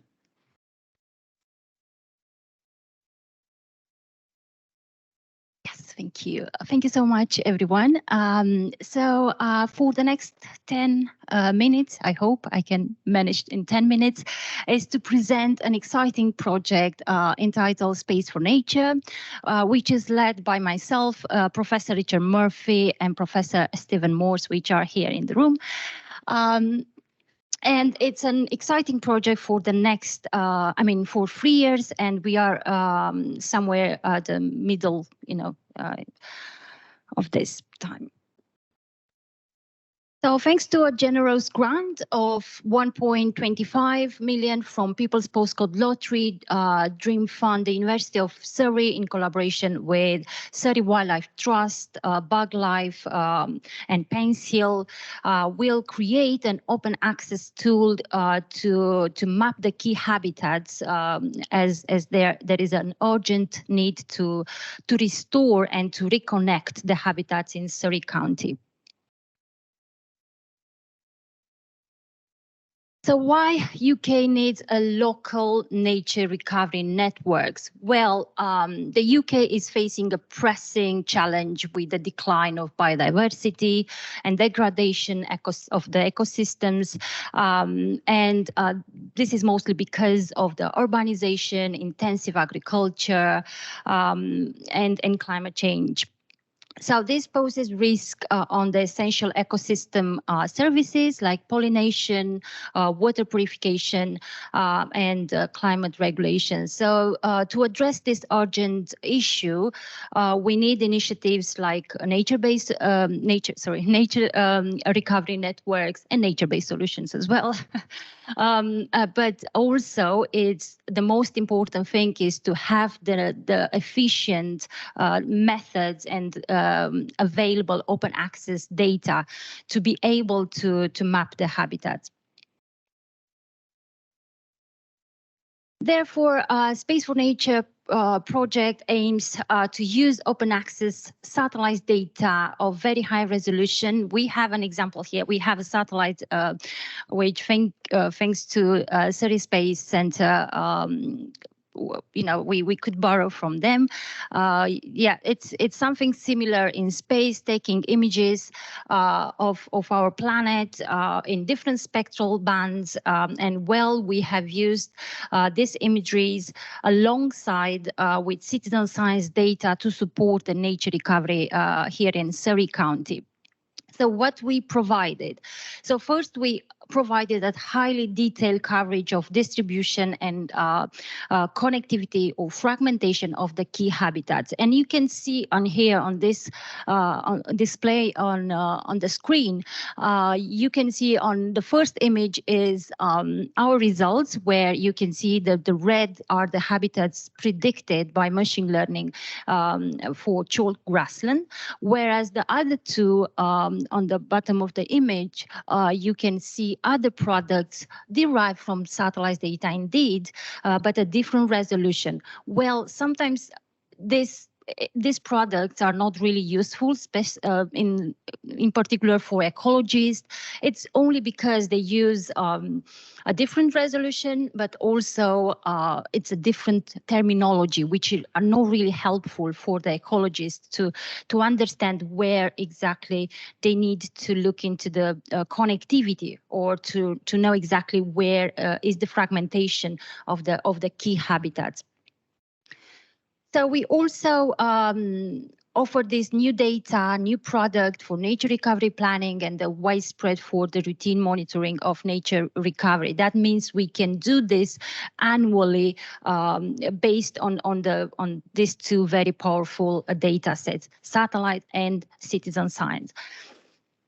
And last but not the least, we aim to develop new capabilities as an open access tool for Surrey Wildlife Trust and, of course, similar organizations. So there are four main steps which we have taken. So the first step was the data collection. And this is, as I mentioned, the satellites at 3-meter resolution, citizen science data, but also we have engaged with experts, ecologists, to understand what would be the variables we have to take into account when we map the habitat. For the data processing, where we mixed all of these data sets, we have used mainly ArcGIS Pro is a very well-known software in mapping, but also Python. And as a data, to analyze the data, we have used two main machine learning: supervised classification. It's very traditional type of machine learning for land classification, but also random forest. We have just obtained the first maps of predicted chalk grassland and heathland, which will be later integrated into a platform of LandUp, and I will talk later a bit about this towards the end. And as returning to the main aim is to provide support to the local nature recovery network. So a few words about citizen science, because I believe this is a very powerful tool which we can integrate in our research. So our volunteers trained by Surrey Wildlife Trust, about 140 volunteers have been trained and sent on the field to capture information at 1 meter quadrat, and they have done 360 data points, quadrats, where they identify not only different key species plants, but also they look into the habitat condition as well. Well, that information feed into the machine learning and help us to predict these two key habitats. So there are many machine learning available, and I'm sure most of you are aware of. So far we have explored random forest, which is based on the training data set. And when I'm saying training data set, is basically the citizen science data, which is normally split between 70% is for calibration, is like learning from different variables, explanatory variables, which were different based on what type of habitats have been predicted, but also 30% of this training data sets have been used to validate and to do the accuracy assessment of this. So it's really depending on at which habitat we have looked into. We have used different variables, and I will show you in the next slide, but we also used supervised classification, which I mentioned before, super vector classifier and random forest method. And this is basically strictly where labeling has been done on the spectral reflectance of the satellite data. And these are some of the examples. So this is satellite imagery and visible spectrum. I'm just showing, yeah, so it's the planets. We have used PlanetScope at 3-meter resolution, and then we have other variables we have feed into random forest machine learning. So this is a digital elevation model, actually is a digital terrain model, which is pretty much the same. And we have derived some of the topographic parameters like slope, aspects. All of those were variables in predicting the habitat. We have used soil texture as well, soil type, and other variables as well. So quickly about the results. Well, it was successful, showing us here, as you can see on the map, chalk grassland, as you can see in red. And what is interesting that some of the visited sites in the past, which have been conducted by our ecologists, there were about 120 sites. Among these, 90 out of 120 have been predicted chalk grassland, which gave us a level of confidence. However, there will be some of the validation in place next summer for supervised classification. And this is an example for the heathland. As you can see in yellow points are the survey, the citizen science surveys, and the predicted heathland across Surrey using supervised classification. And a quick example on the heathland using the random forest and the 8 variables, which I have shown you before, where we look into the spectral reflectance, soil type, soil pH, and so on. And we also managed to do an accuracy assessment where when you look at the numbers, it's close to be perfect. So it's a very good accuracy assessment results. In the context of open research practices, and I will go very quickly through this. So first of all, we have used open access satellites, and this will be this research will be freely available to public, and as I said, to Surrey Wildlife Trust and other similar organizations. Open access citizen science. So all of the surveys are already available on Esri ArcGeos online, and of course, the ecologist and landowner knowledge shaped the research methodology.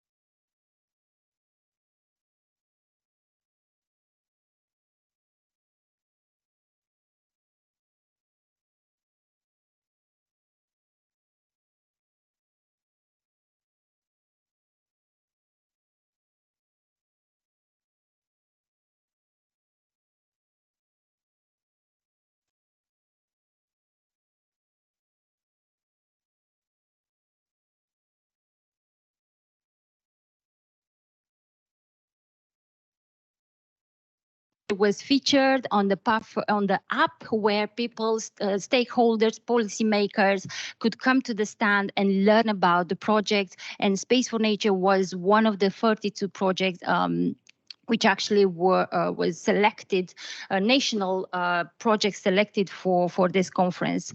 I can't. How can I move to the next slide? It's just there. Okay, yeah, this is a good slide. Yeah. So yeah, so and we also, in terms of make it more accessible, I mean, our methodology is presented in story maps. So story maps are like some blogs articles, and has been done by our intern, creating these story maps and make it available to everyone, the methodology and what exactly we have done in so far in this project. It will be also featured in Surrey Nature magazine, which will be delivered to about 30,000 people in Surrey, and their, and to their members.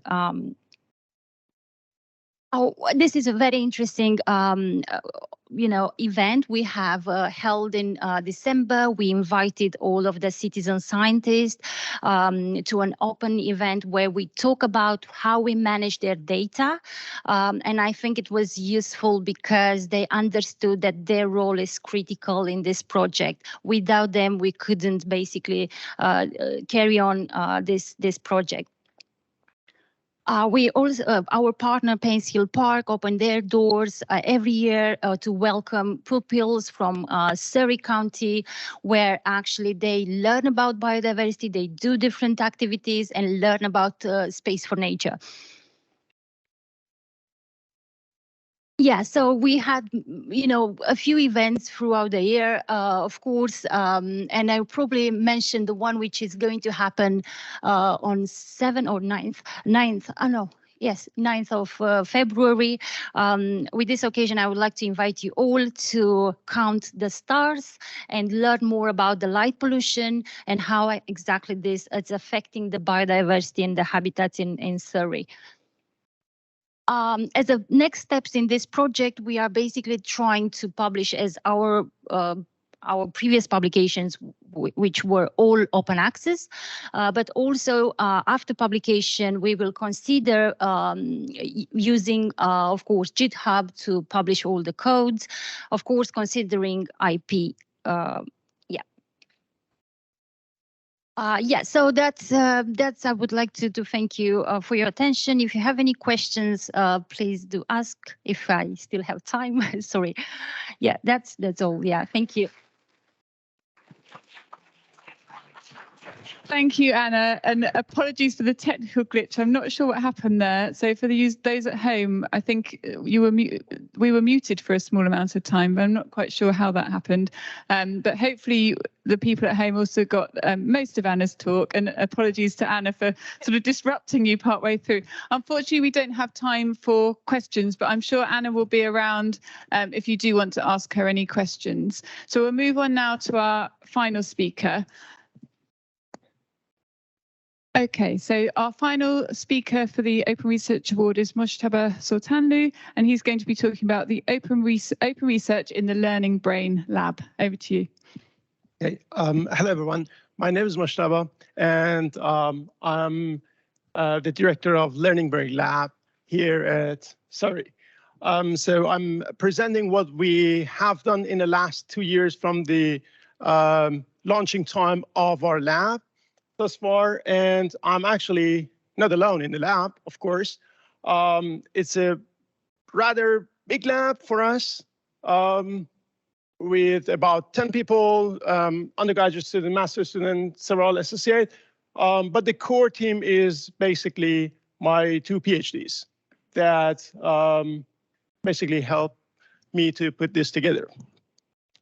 So this is the outline of what I'm going through in the next 10 minutes. So I will introduce our lab and then the barriers that we had doing research, and then how we could overcome those barriers, and list of our contribution, and then what we learned from that. So basically what we do is we investigate mathematical cognition. In simple words, we want to see how mostly children, they learn numbers, mathematics, how they know, for example, 3 means 3 things, 4 means 4 things, not 3. So, and we use different behavioral and neuroimaging methods to investigate that. And we want to see why some other kids basically they struggle with learning numbers and mathematics. So why we decided to follow open research? Basically, going through this research cycle, so we had many issues basically. So starting from here, so we got very excited every time that we wanted to design a study. So, and sometimes crazy with so many ideas. And when we decided to start a study, we're like, let's include those variables as well. Let's add this, that, and so on. So the project most of the time got really huge. And within neuroscience, it's not really possible to measure like hundreds or thousands of participants. So we had some limitations. So we had to limit ourselves here already. And then when it went to the design, so we not always create from scratch. So we wanted to use some tasks that people used before, but it was very challenging to get access to those. And we had to, again, sit behind the computer and program everything by ourselves.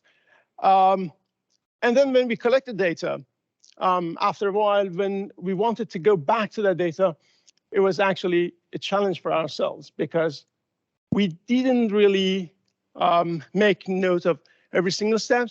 And sometimes happened that we had serious disagreement within the lab. So, and also when it came to the analysis, again, we had never-ending discussions. I don't know whether you had this experience, but it can take, seriously, a couple of months till we reach an agreement that what to do with this data set then. And then, of course, coming with the speculations and justification and harking and then with publication again, we had issues with paywall, and when we wrote the, for example, the authors, the first corresponding authors, we didn't really get this timely response. And sometimes going to conferences, presenting our results, we were less confident that our findings would be replicable. Putting all those problems and issues that we faced together, so we decided to seriously follow open research steps. So we tried to integrate all those steps that you know much better than me within our research. Of course, we were not always successful, and we could not I cannot say that for every single study, we followed all the steps. We tried our best, we're still trying our best, but this is the way that we try to go through our research. And here is the list of our contributions thus far in the last 2 years from the beginning of our lab. So we have registered, I'm so keen to do register report. It's very close to my heart because I think doing register report is the first and biggest step in doing open research. Then the main reason is that by doing this, we commit to follow many of those steps that come after by sharing data, sharing materials, publications, and let's say transparency, which is quite important. So we had a couple of register reports in our lab, and if we are not successful or there is time limit, so we switch to pre-registration. This is, for example, what we did recently for one of our studies, because the PhD student, she was under time pressure. After 6 months, we got review from the reviewers, and we're like, there's no time for sending it to another journal. We just upload it as pre-registration. So we are involved in open data and multi-lab projects. We have been successful in publishing open access in open access journals, and I'm a member of Scientific Reports, which is an open access journal, and we try to disseminate that open science. For example, I have been teaching open research. I have delivered some workshops in South Africa and in Iran to further promote open research. But is it easy to follow open research? Not always. Being honest, I would like to spend a bit of time on this slide. If you have done, and that I'm sure that you have done, pre-registration or registry report, so it's sometimes quite time-consuming because we must think of many details, almost all details of the project, including the analysis, ahead of the time. And sometimes we will be under time pressure. As I said, sometimes we had, stops, let's say, submitting pre-register report and just submitting as pre-registration form, which is not going to be reviewed, unfortunately, but time is critical sometimes. The other challenge that we had is that in a classical way of doing research, the students in the lab, they would have time while they are collecting data to learn more and more about signal processing, about statistics, and so on. But when we are going to do register report, we must think of everything. So we must write down the analysis plan and so on. So this means that the students must go and learn all those details to draft it. And then because of that, keeping the motivation high is quite challenging, or has been quite challenging. Sometimes long process of the review put us under time pressure. Sometimes we have challenges with reviewers. As an example, in one of our recent register report, a reviewer came out with some idea saying that, I have a nicer idea. Can you go and test this one? And we had, putting our ideas entirely aside, and we had to politely reject it, saying, you know what, your idea is nice, but because of these reasons, we think that our idea is also good to test. So it was quite challenging to convince them. And then in the end, being worried about the mistakes and transparency when we share our data. Okay, this is my last slide. I would like to say that open research has also contributed to our development. So it's not like one directional communication, but it has been actually mutual benefit for us and open research. So for example, it has been quite inspiring and educating the lab. So we learn, any member of the lab who joins the lab from the beginning, getting to know about p-hacking, what is harking, what is phishing of the p-values, and so on. It created opportunities for us to learn. For example, we most of the time that our students from the lab, when they go to the conferences, I would say they present pre-registered posters. For example, to Arjun and Elizaveta, they are going to a conference in 2 months, and both of them are presenting a pre-registered poster that we receive very valuable comments by the expert to develop our studies. So, and also it attracted collaborations because when we publish our materials and tasks, people have been interested in, and they offered us collaboration, which has been quite nice for us. And also, it's helped us to build reputation even after 2 years of establishing our lab. So we got actually quite lots of benefit out of doing open research. And that was all. So you can find our slides here together with several other slides related to open research. Thank you so much. Thank you very much. We've had 4 really inspiring talks. If anyone's got any questions, don't go yet. Any questions for Mojtaba? Now's your chance. Anyone in the room? Yes. Oh. Sorry, this is my ignorance here. If you have pre-registered presumably you're not allowed to change the methodology, or do you publish a correction to your pre-registration or something like that? I don't know how it works. If we do register report, you mean? Yeah. Yeah. When we do register report, we must say this is our analysis plan, right? Yeah. So, of course, this is what we mentioned there in the stage 1 of register report is the confirmatory analysis, right? But of course, we are allowed to have exploratory analysis afterwards, right? So when we discover, when we analyze data, we say we split it up to confirmatory and exploratory, saying that this is what we planned. And while doing the analysis, we found this. And you could do the p-hacking in the second bit. Not exactly.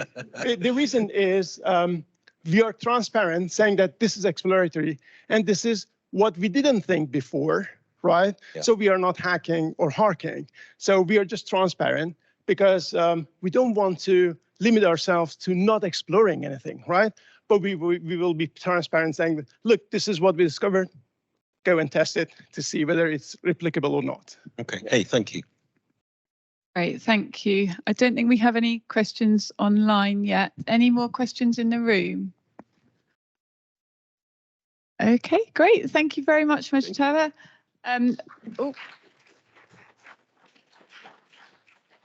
So I'll now put the QR code up just while we're setting up for the panel discussion. So please do vote for the talk that you think should win the Open Research Award. I'll also put our criteria up. So this is a QR code, and Felicity is going to put the link in the chat as well for Teams people. So there is a slight glitch we have just been told about. So when you get onto that page, just press skip twice, and then it will get you to the 4 options that you want. We had anonymized it, but it seems to be asking for your details. You don't need to give your details at all. So what we want you to be voting for is of those 4 presentations, which was of most relevance to open research and of most interest and of most substance as well. So we'll let you vote. We'll keep the voting open till 2:30, and then at 2:45 we'll announce the winner. And then we'll start getting ready for the panel now as well. Can you hear me? Yes. Okay, so we'll now open the panel discussion. So we have 2 of the speakers you know already. So we have Professor Marcus Munafo, Dr. Stephen Hill. We also have Dr. Carla Bonina, who did ask a question earlier, so you may have seen her earlier. Carla is one of our open research champions at the university. So every school in our university has an open research champion, and Carla is the open research champion for the business school. So I have a question ready, but if other people have questions, then I can open the floor. But if not, then I will open the floor with a question, a pre-prepared question. Any questions in the audience? Okay, I'll start with my question. So just to get the panel discussion going, can we talk about how do we ensure that embracing open research is beneficial for career development? Anyone want to take that one?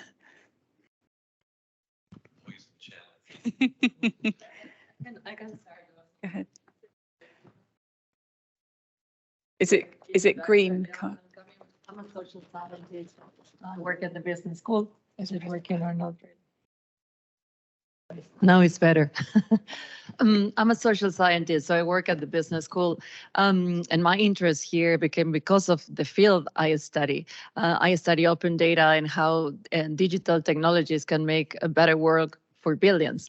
So that was my interest. I could not see my research not being published as open access. I work with sustainable development, and so I couldn't put my own work under a paywall. That was very obvious for me. I'm coming from South America, and most of my empirical research is in Latin America.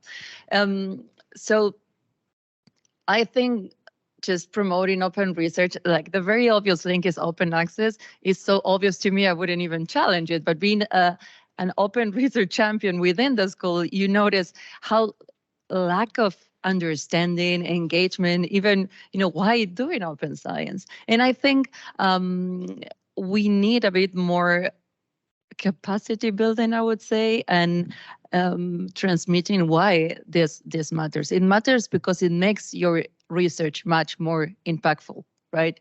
Just by the fact that my publications are open access, well, there are many studies that try to show whether there is a link between citations and that, but one of the most influential ones that I published recently has been the most downloaded piece, in the top journal there, simply because it speaks of, digital platforms and international development. So that's a very obvious link that, of course, contributes to my own personal career development, and I've been encouraging that to many colleagues seeing some of these results. The other one has to do with impact, right? We heard this morning, I was online, not here, but I did follow your presentation. To me, it's hard when you don't make your research transparent, also perhaps your data, but that's another conversation, hopefully, to touch, because when you do qualitative research, that's very, very difficult. We do tend to follow the quantitative methods as a primer, and then it becomes very difficult when you have individuals, privacy, anonymization, and lots of work that we normally do not have either the tools or the time to do it, right? But I think just being transparent on how we do research it should be much more ingrained in how we see actually career development. I think that's why I pointed to your question, and I don't see that very clear in a lot of higher education institutions at the moment. Sorry for a very long taking on this. I think, Marcus, you wanted to add something. Yeah, just to say, I would make 2 points. One is that, and we can be pushing these narratives if we agree with them. One is that increasingly funders are requiring us to work in a transparent way and are recognizing a variety of different research outputs beyond just journal articles, monographs, and so on. So senior researchers, PIs, want to bring those ways of working into their research groups. And if you're an early career researcher who has those skills, that makes you more employable, because the easiest way to bring those skills into a research group is to appoint someone who can tell you how to do it. So that, I think, makes you more employable, having the ability to share data, share code, whatever it might be, and then teach others how to do that. The other is that those intermediate research objects, the data, the code, the pre-registration, and so on, they're all evidence of having done something. And historically, we've used things like journal articles as evidence of being able to complete something.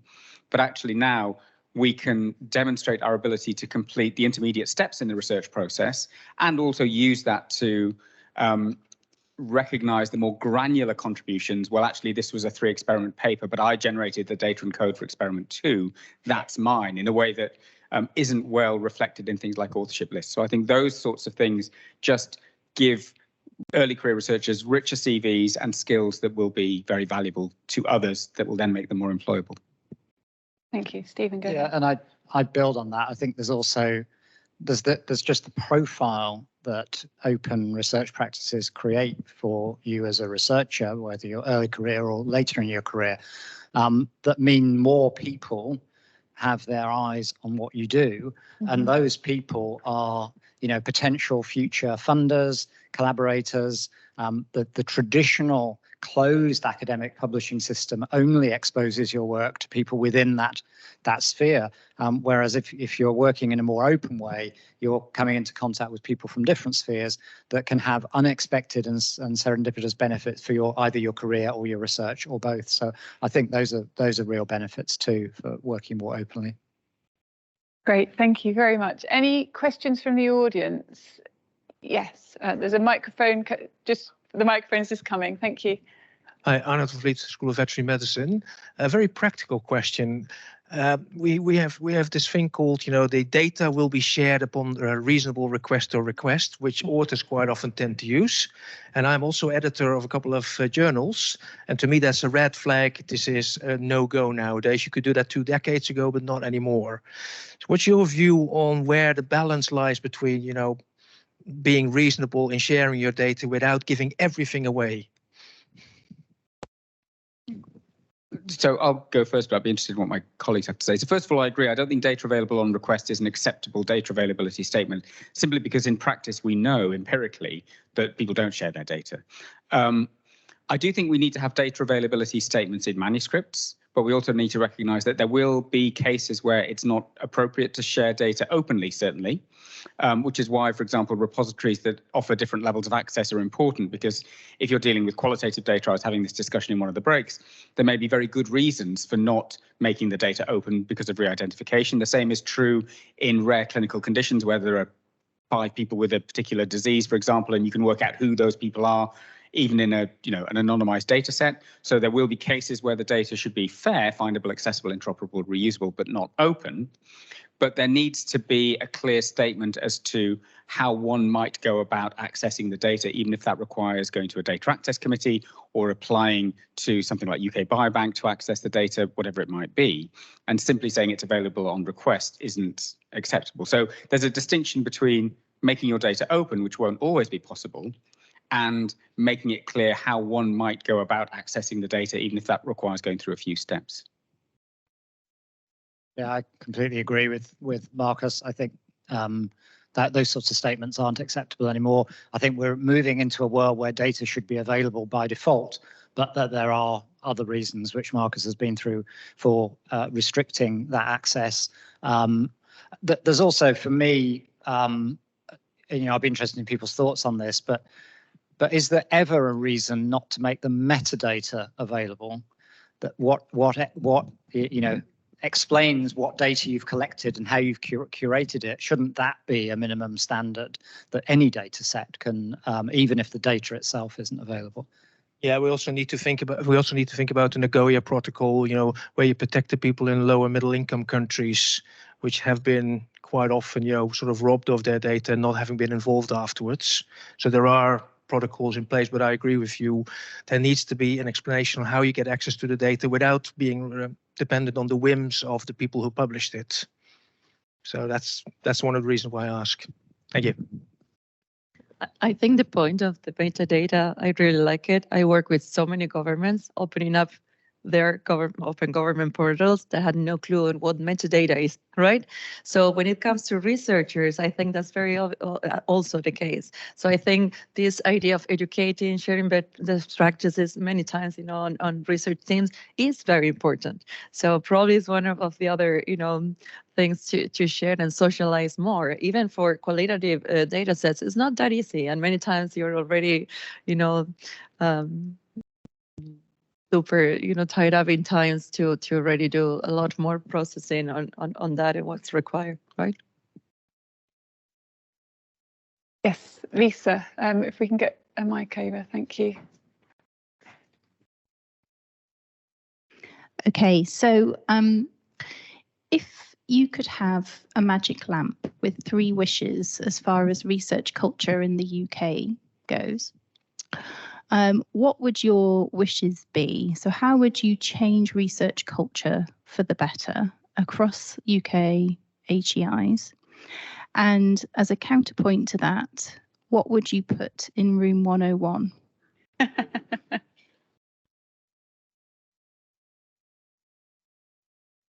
The second is easier than the first. The reason the first is hard is that it's such an interconnected ecosystem, and focusing on one thing doesn't necessarily change much because other bits compensate.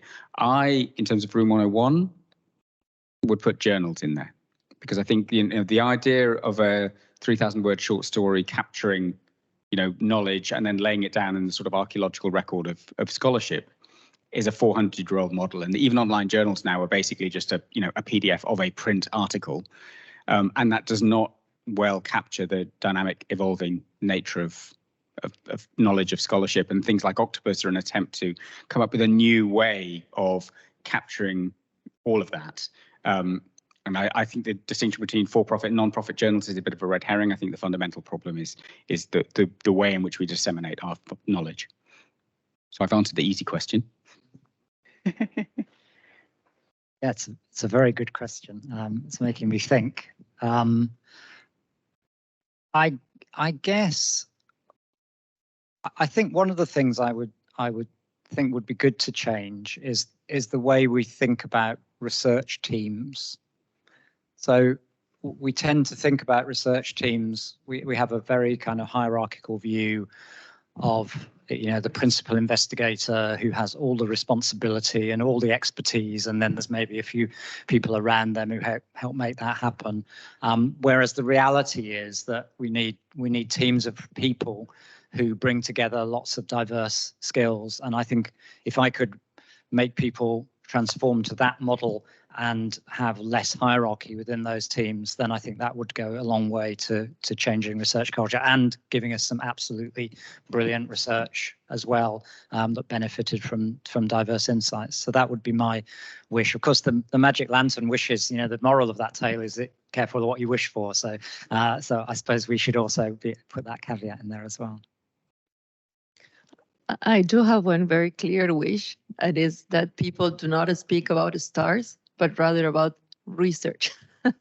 So it's becoming more and more common, even, when we interview, that people don't seem not longer cared about what the research is about, but which is the number of stars they publish on. It's, and I have this in a 4-star, and it's just very much dominated by, I think, this ranking, and I would love to be much more grounded on, what is your research about, why it matters.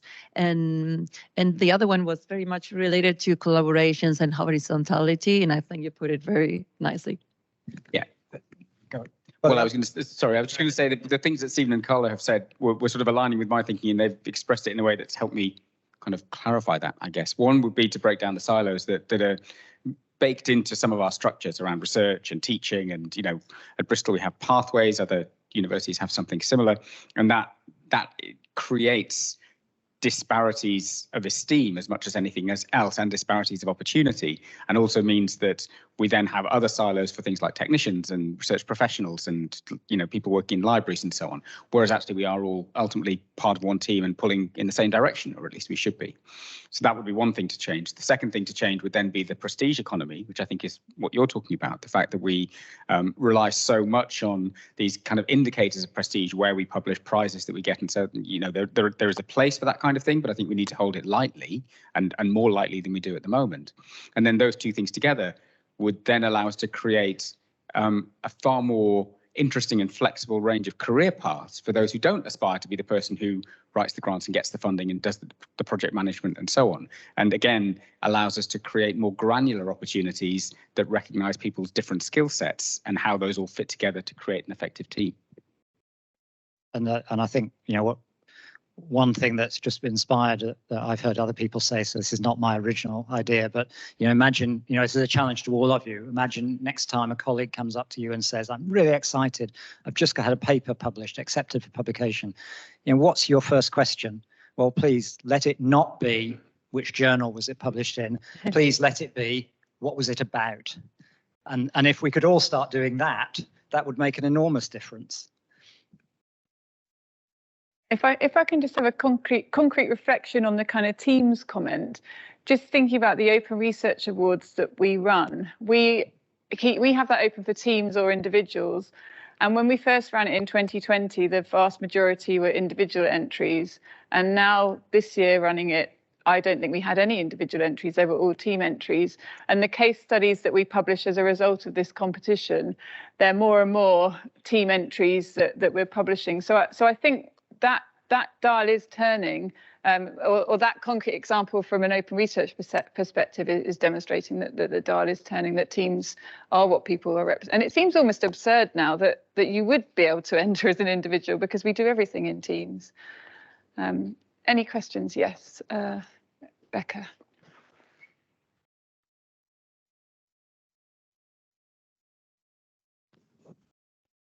Thanks very much. I want to pick up on the careful what you're wishing for and ask you about a point of friction. So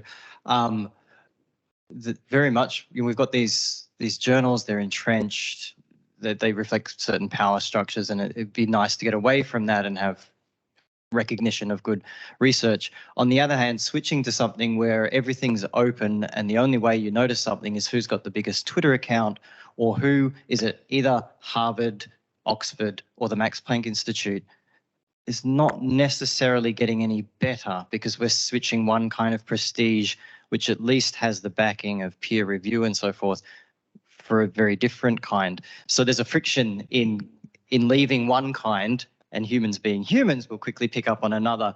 And we know we've got plenty of decades of experience of what happens online when everything's open. There is only a certain number of tweets I can read per day, and they will come from people who are entrenched in a different power structure. So I see it from the researcher's point of view, but you are all engaged in actually thinking about these problems before they hit us. So what have you thought about when you've dealt with these issues, and where are the points of positivity and where do we go to avoid this, and what are the really hard problems and aspects of that you see?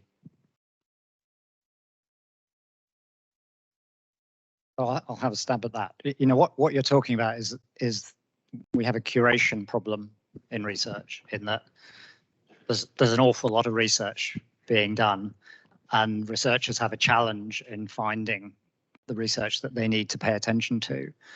And one of the tools we've used in the past for doing that has been the journal. So that's a structure in which we work. And what you're basically saying is we get rid of that structure. Maybe the thing that replaces it isn't as attractive. I think that, I agree with Marcus that the journal, we need to get rid of the journal, but I don't think we need to get rid of curation. So there's a role for learned societies, for groups of researchers to take on that task, and by the way, be rewarded somehow for the task of actually performing that curation process. And maybe we end up with something that on one level superficially looks like a journal, but it's not a journal that's kind of sitting there monolithically taking things in and filtering and producing an output. It's a layer that looks at everything that's being published, but surfaces the really important contributions. But how we get to that is an interesting challenge.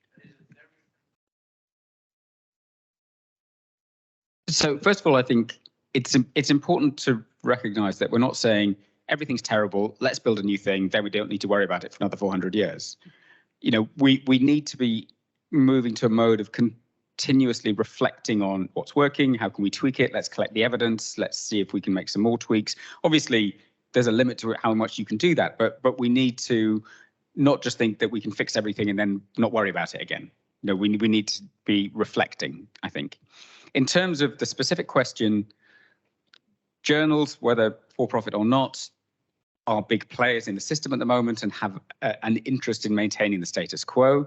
So to kind of channel my inner Sun Tzu, you need to give them a kind of golden bridge to retreat across. You need to give them an exit strategy.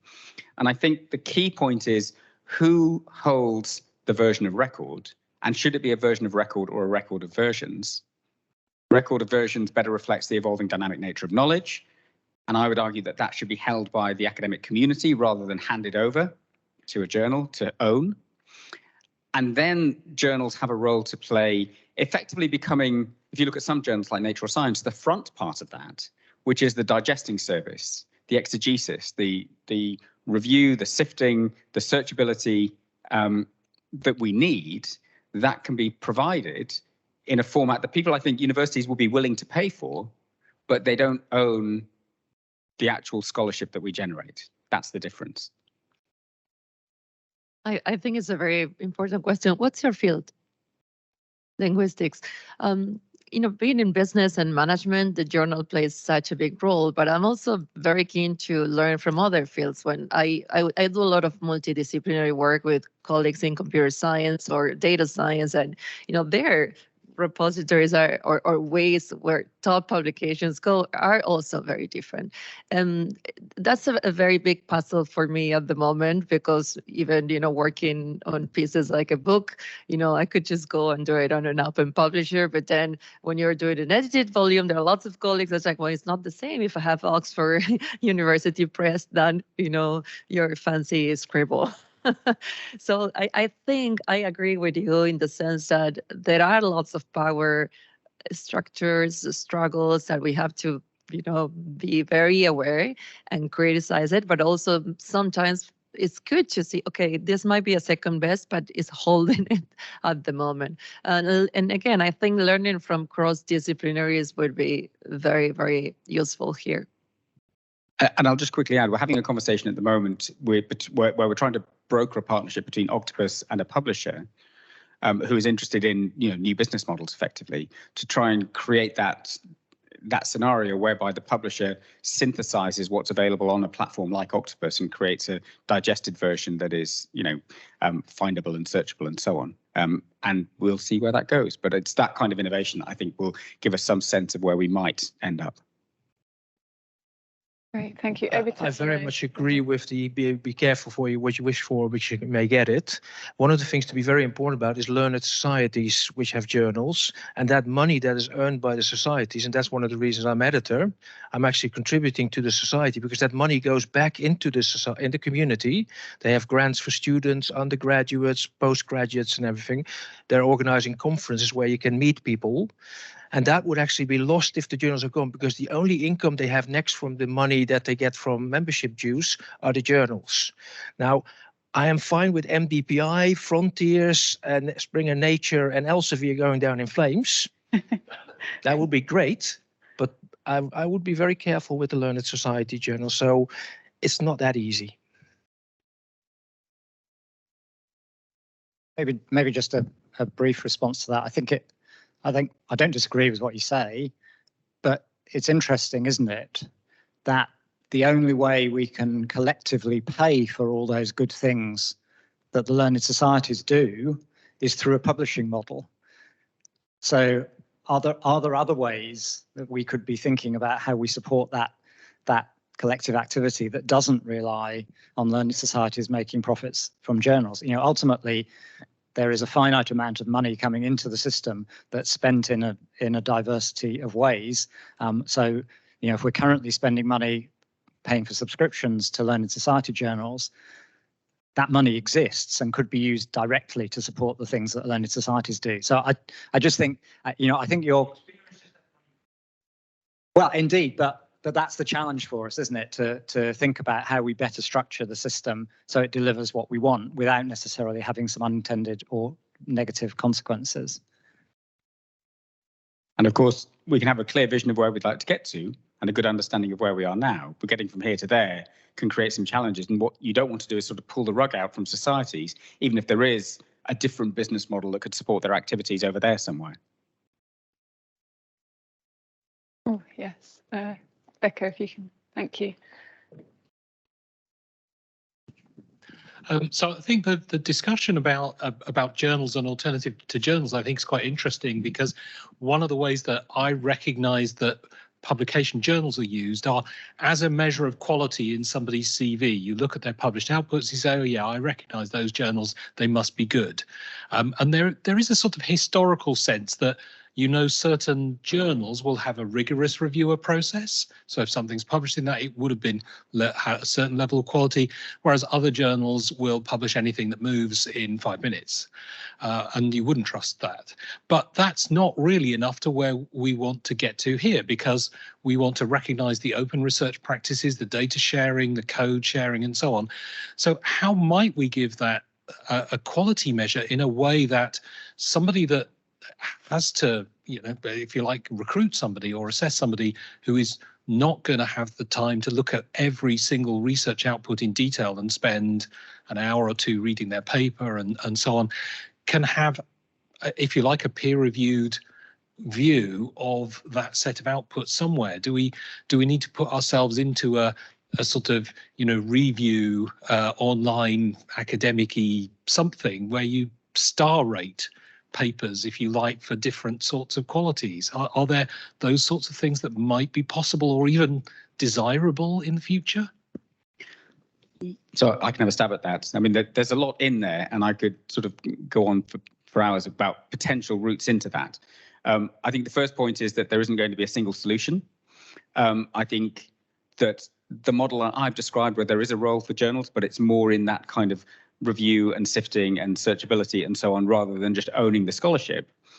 That's where professional editors could come in and do those checks. I think there's also scope for some of that quality assurance to be brought into institutional internal processes. We have a project in Bristol funded by a philanthropic donation that is setting up a quality assurance framework, borrowing from the pharmaceutical industry's approach to data integrity, that would allow us to reassure industry collaborators that the process by which the data are generated within our Faculty of Life Sciences is to a standard that they would recognise, so that they, for example, don't need to run all of the experiments again to be confident in them, which is what they currently do.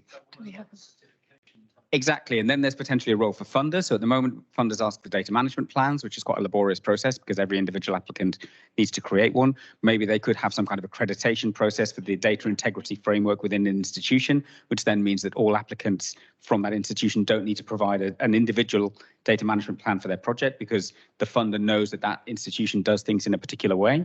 So, you know, I'm not saying that these are all things we would want to do, but I think it's that kind of thinking that means that we can, from different perspectives, provide that kind of assurance that is imperfectly provided at the moment. I think the other thing to bear in mind with all of this is that one of the challenges is just that we have an overproduction problem in academia. We're trying to do too much with too little, and that's part of the reason why we actually don't have time to read the manuscripts, the articles, in the first place and form our own view. So we use these heuristics instead, and heuristics are what you use when you're overloaded, and they're often poor proxies for the thing you're trying to capture. So let's just try and do a bit less. And Mark, I don't know how it is in your field, but in business schools, there is a list published that everyone sort of, you know, follows exactly what you were saying. And that's why I think in my field it's even, you know, more dominated by the number of stars instead of, you know, what journal. They don't even mention the journal. They say this is a 4-star journal. You don't even know the publication. So that's being done with the pros and cons, but we use that, you know, for shortlisting. I think it's also a shortcut. It's a second best, as I said, but it's at least something. I'm part of an editorial board of a top journal in my field, and the amount of reviewing and you know, selecting. I mean, we're all exploded by something that is, of course, part of the service, right? But I think it's you know, it takes 3 to 4 years to be published in this top journals on issues of digital innovation. So when you publish your piece, it's already so old. So it's hyper rigorous, but is it relevant? And of course, I'm sure that in different fields, well, my colleagues, for example, in economics or finance, they have very short reviews. They are paid for. Some are moving to, you know, open, not blinded peer reviews. And I think in every of this, you always have a trade-off. But I think it's important to have these conversations to change our narratives or discourses, or also how we ask, you know, the relevant questions. Right. And I think, you know, the proxies that you talk about, you know, we have very good evidence they're poor proxies. So, you know, things that Marcus was talking about earlier today, you know, if you're making judgments based on on venue of publication, those judgments will be wrong a proportion of the time. So, you know, you kind of have to own the negatives of the status quo as well as kind of worrying about the negatives of what we might move to. 2 things I would also say in response to your comment. Open peer review is not something we've talked about yet, but I think has a really important part to play in this, so that you can actually sit here. You don't have to take it on trust that journal X has a high standard of peer review. You can actually see the reviews and understand the quality of those reviews. And we know that you know, there's good evidence that open reviews are actually higher quality reviews. People take more time and care over them when they know they're going to be in the public domain, and they do even more of that when they know that their name is going to be associated with them. So, so I think that's important. The other thing you mentioned is, which I think is a really important point, is, you know, is there a way of collecting together the collective wisdom of the academic community? And, you know, people spend a lot of time reading papers and books in their fields, and they form views of the quality of that, but nobody finds out about that. There's no way of actually capturing that. That's a huge wasted resource if you think about it. You know, there is a huge amount of collective knowledge about what the seminal papers or books in a field are, and what are the less important works, but that's kind of tacit knowledge that's held in people's head. And if we could find ways of actually getting that knowledge out, then that would be, you know, I kind of have a dream about, if we could do this for the ref, we wouldn't need panels. We could just crowdsource judgments from the community, but there's just no mechanism for doing that. So there's a challenge to someone to build a platform to do that. Great. We've got time for 2 questions. There's one online, and then we'll come to you, and then we'll close the panel. So see if we can squeeze them both in. So the online question. To what degree do the panel think that a better quality check on research practices, even to the extent of a lab audit that is required by the funders to receive funding, might improve open research and reproducibility? Do you want me to read that again? Or does that make sense? Yeah, great. I'll read it again. Okay. To what hang on a minute. To what degree do the panel think that a better quality check on research practices, even to the extent of a lab audit that is required by the funders to receive funding, might improve open research and reproducibility? I mean, I'll just very quickly say that was what I was alluding to earlier when I talked about a quality assurance framework and how funders could potentially, come around every few years and check your processes and then accredit you effectively. I think that is one approach that will be worth considering. Yes, I think it definitely has its place. I guess it's a bit more challenging to think about how that model might work across all disciplines. So, clearly it's a model that comes from the pharmaceutical biotech world, and it works very well in there. But as you move into more qualitative and less scientific disciplines, then even within the sciences, would that sort of model apply to historical sciences like geology and so on? So, but yeah, it's a really interesting model, I think. I'm not familiar with that model, so yeah, it's okay. No, that's great. We'll move on to microphone, please, Becca. Thank you. The last question, thank you. It's not even a whole question. In response to your thing about proxies and what we're saying, maybe, funding good things that learning societies do via publishing is a poor thing. And so anyway, you're talking about using proxies for hiring people, whether they're any good by where they've published. Here's my counter question for you. Having watched a lot of businesses, big and small, and their hiring practices, are the academic hiring practices bad as we know they are, worse than those the rest of the world uses? We should just be careful just in case they turn out not to be worse than the rest of the world, which is remarkably awful. A chap I know running what was then the biggest project of its kind, which birthed us off to the Type 23 frigate, so that he reckoned that at best, if being honest, 50% of the people you hired were the right people. I don't even have to answer that. But I think there are organisations that are doing some very interesting things around hiring practices, with one eye on EDI, for example, and recruiting more diverse people into their organisation. So Nesta is a good example of an organisation that I think has quite progressive and innovative hiring practices that we could learn from, that we could experiment with, that we could evaluate and see whether or not. And these are all empirical questions. And the irony is that we're in the business of research, and yet we often don't turn that research lens on our own practices and do things like randomize who uses what approach and what outcome that has. And in principle, we could. I mean, there would need to be some care taken to do that well. But in principle, we can apply research methodologies to how we work, and all sorts of research methodologies. There's been some really interesting ethnographic work embedding participant observers in surgical teams to look at power dynamics and how that shapes the decisions made by surgeons. And Johns Hopkins did a study which led to a radical reduction in deaths in surgery, because they found that nurses who knew exactly what was going wrong didn't feel able to speak out because of the silverback surgeon that was in the room. And once they surfaced that knowledge, they were able to do something about it. I think the good news is that at least we do read the CVs instead of a machine, and that's a typical practice these days. So it's interesting because we've been hiring, and it's always been a lottery, and we try to balance. So for us, it's not just the outputs. I'm talking about the business school, but a profile that someone may bring something much more important in terms of impact or service, and of course the type of profiles that we're looking into. We held many hours of committees and shortlisting, trying to also be diverse in how we shortlist. The team that is behind it is not just all senior professors, with a very similar profile. So I think that's something of a good practice.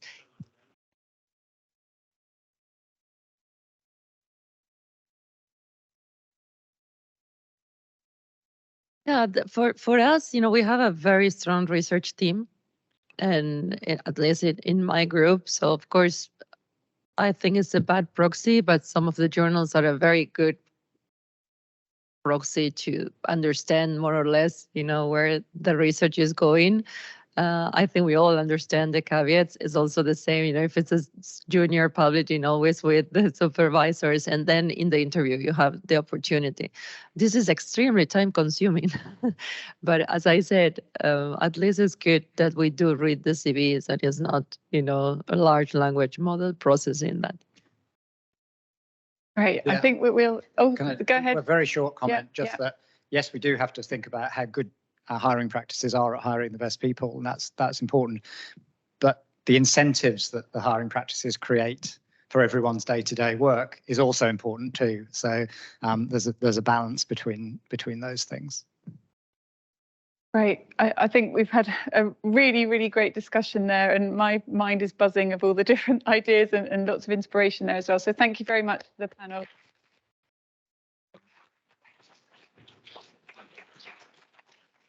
And I don't want Carla to go without a present, so Carla, and I'll just get out the way. And the next item, we've got 15 minutes to get through 3 different things. So the next item is for Professor Lisa Collins, thank you, to come and present the Open Research Award. If all of our presenters just could come up to the front. Mark, I don't know if you want to come up to represent Hauhe. Okay, so thank you all of you for your presentations and your submissions earlier. So I think every single one of you, there was something in those in your abstracts and in your presentations that really spoke to me and clearly to the audience as well. There's so much good practice that's going into play here, and it's really lovely to see that and hear it being discussed openly here. So Emily has some gifts for everybody, but I'm very pleased to announce that the winner, as per public vote, goes to Leading Open Data Practices in Linguistics. So Sasha, well done. There we go. Congratulations.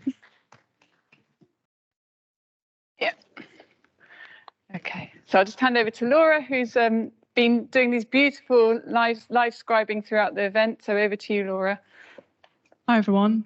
I know that I've got the tough job because I'm between you and home and wine and Netflix or whatever else you're doing with this evening. So my pitch to you is, if at any point you switched off today, I'm about to recap everything in the next 3 to 5 minutes. Feel like you want to be on that journey with me? Let's have some energy. I know it's nearly 3 o'clock, but come on, team, we can do this. So I've been paid to listen to everything today, so hopefully that'll be a relief to you. But I'm just going to give us a quick run through everything that I've heard. So we started with Lisa's overview of her kind of vision of open research culture here at Surrey, and started with the concept that, well, actually Surrey's culture and research environment is already world renowned, and actually to be part of that is an incredible honour. And actually at the heart of everything that you do is interdisciplinarity. Try and say that 3 times fast when you've had a few gins. And also the fact that building a diverse and inclusive environment is really important to the university. She also talked about the fact that the research landscape is changing. So how at Surrey can we be agile and respond to those changes effectively, and recognise that open research is the future of science and the work that we do in academia, with UNESCO committing to it in 2021, and also the Year of Open Science last year, and now it being enshrined in REF 2029 as well as a critical part of that judgment. And also we must be open to being scrutinised. This is how we get better and how we do even better research. And one of the quotes that really stuck out for me from Lisa was that everyone should be recognised and supported in their role, no matter what role they play in the research, from professor through to technician to PhD students. So how can we recognise that?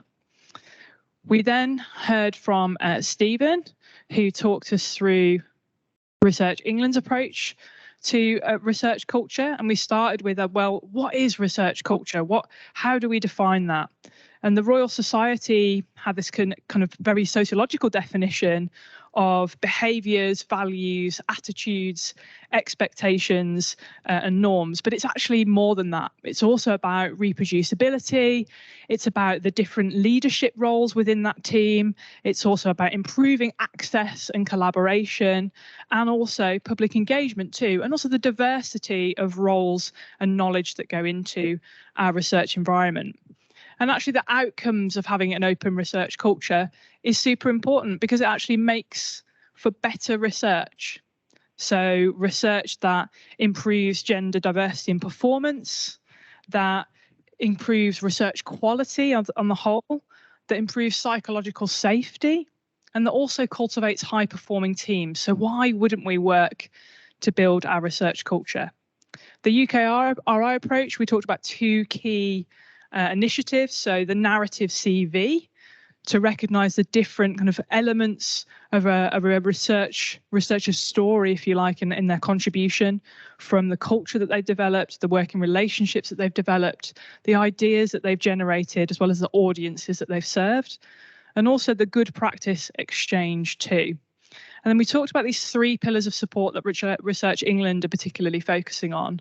So that being the enhancing the Research Culture Fund, supporting innovative approaches, and also incentives within REF 2029.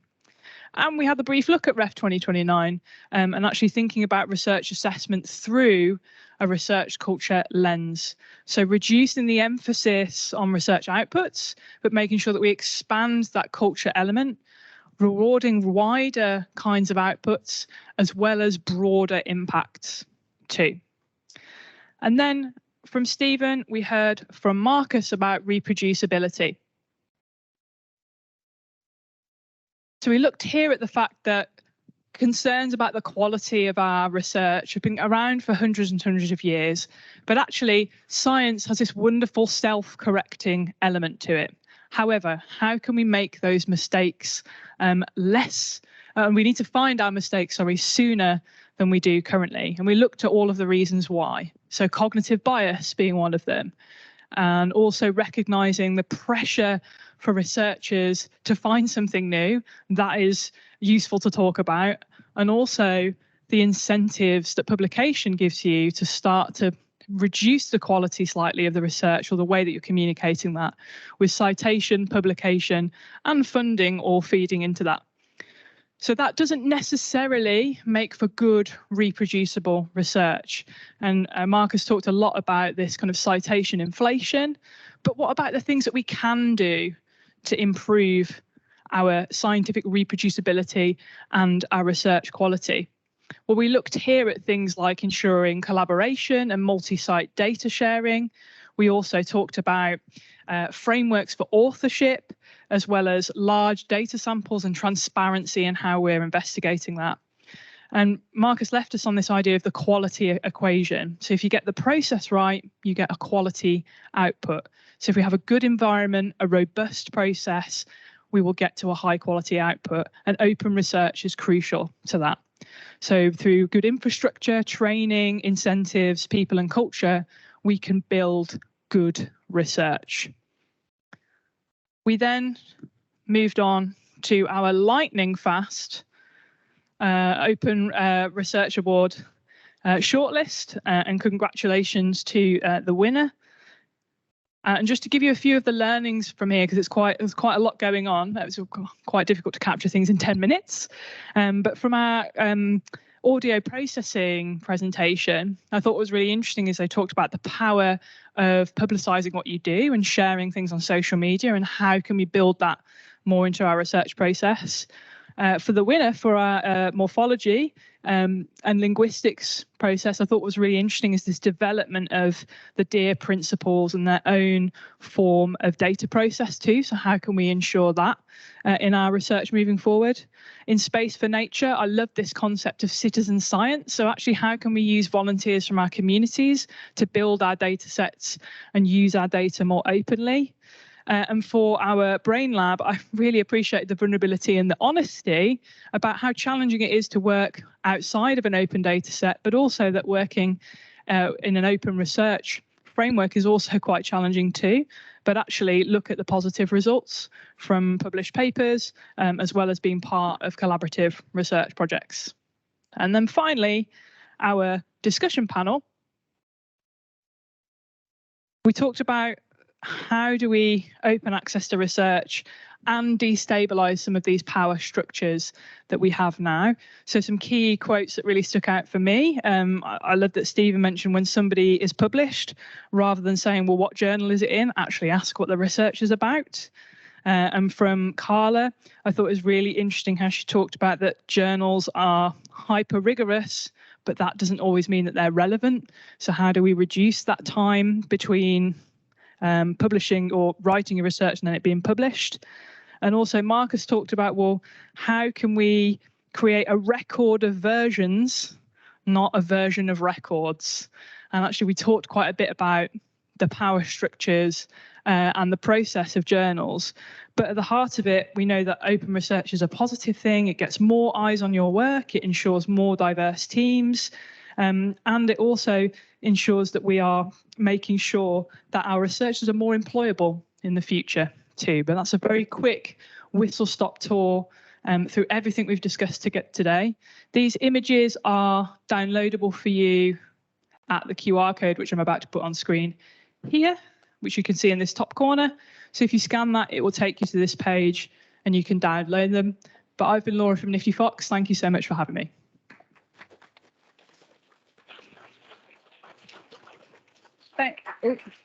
Thank you very much, Laura. If you can just bear with me for another 3 or so minutes, I just want to highlight the initiatives and resources that we have for you at the University of Surrey. Although my brain has gone a little bit dead now to right, unshare. And okay, so I just wanted to spend a little bit of time. We've spent all day today thinking about research culture and thinking about open research. And I just wanted to highlight what's happening at the University of Surrey and all the things that you can benefit from. So we heard from one of our open research champions in the panel discussion, but every school, as I mentioned, or department has an open research champion. So if you're not sure where to start, find out who your open research champion is. They're all listed on the open research web pages. And you can just go and have a chat with them and think about what open research means for your specific discipline. If you want to learn a little bit more, you might want to download our open research checklist. So this is a easy there's a one-page at a glance that you can have a look at the kind of open research practices that would be relevant to you. There's an open research handbook which has links to all of the different resources that we have, again downloadable from our web pages. If you do go to our web pages, at the moment we have about 26 different guidance web pages, all about different kinds of open research, from the narrative CV, which we've heard a lot about today, which was written by Emma Francis, who is in the audience today. Thank you, Emma. We have web pages about authorship and contributorship, through to open licenses, open data, etc. And we will, by Easter, Anna and I are working hard on a web page to do with open qualitative data. So that will be up soon.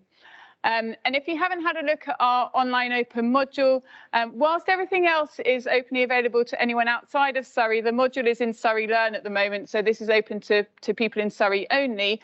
But dip into that. We have 12 different units within our open research module. And if you do the 3 core units, then you will earn an open research training module badge, which you can put on your CV. It has metadata. You can add it to your ORCID page as well.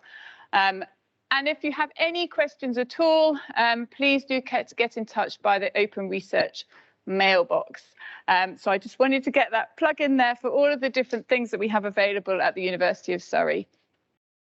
And then just to end today, we evaluate everything. All of our initiatives, we do an evaluation on it, including the events. So we do have a feedback survey that we would like you to complete. This is really, really useful to us. We use it to plan the next event the next year. So please do, it takes about 3 minutes to complete. We will also send the link out in an email after the event. So please do give us some feedback about what you thought about today. Other than that, I think it's comes to me to close the event. Thank you for a really, really inspiring day. I, for one, have thoroughly enjoyed it, and I hope that you have as well. So I'll just give a last clap to all of our speakers and to all of you as audience for all of your participation. Thank you.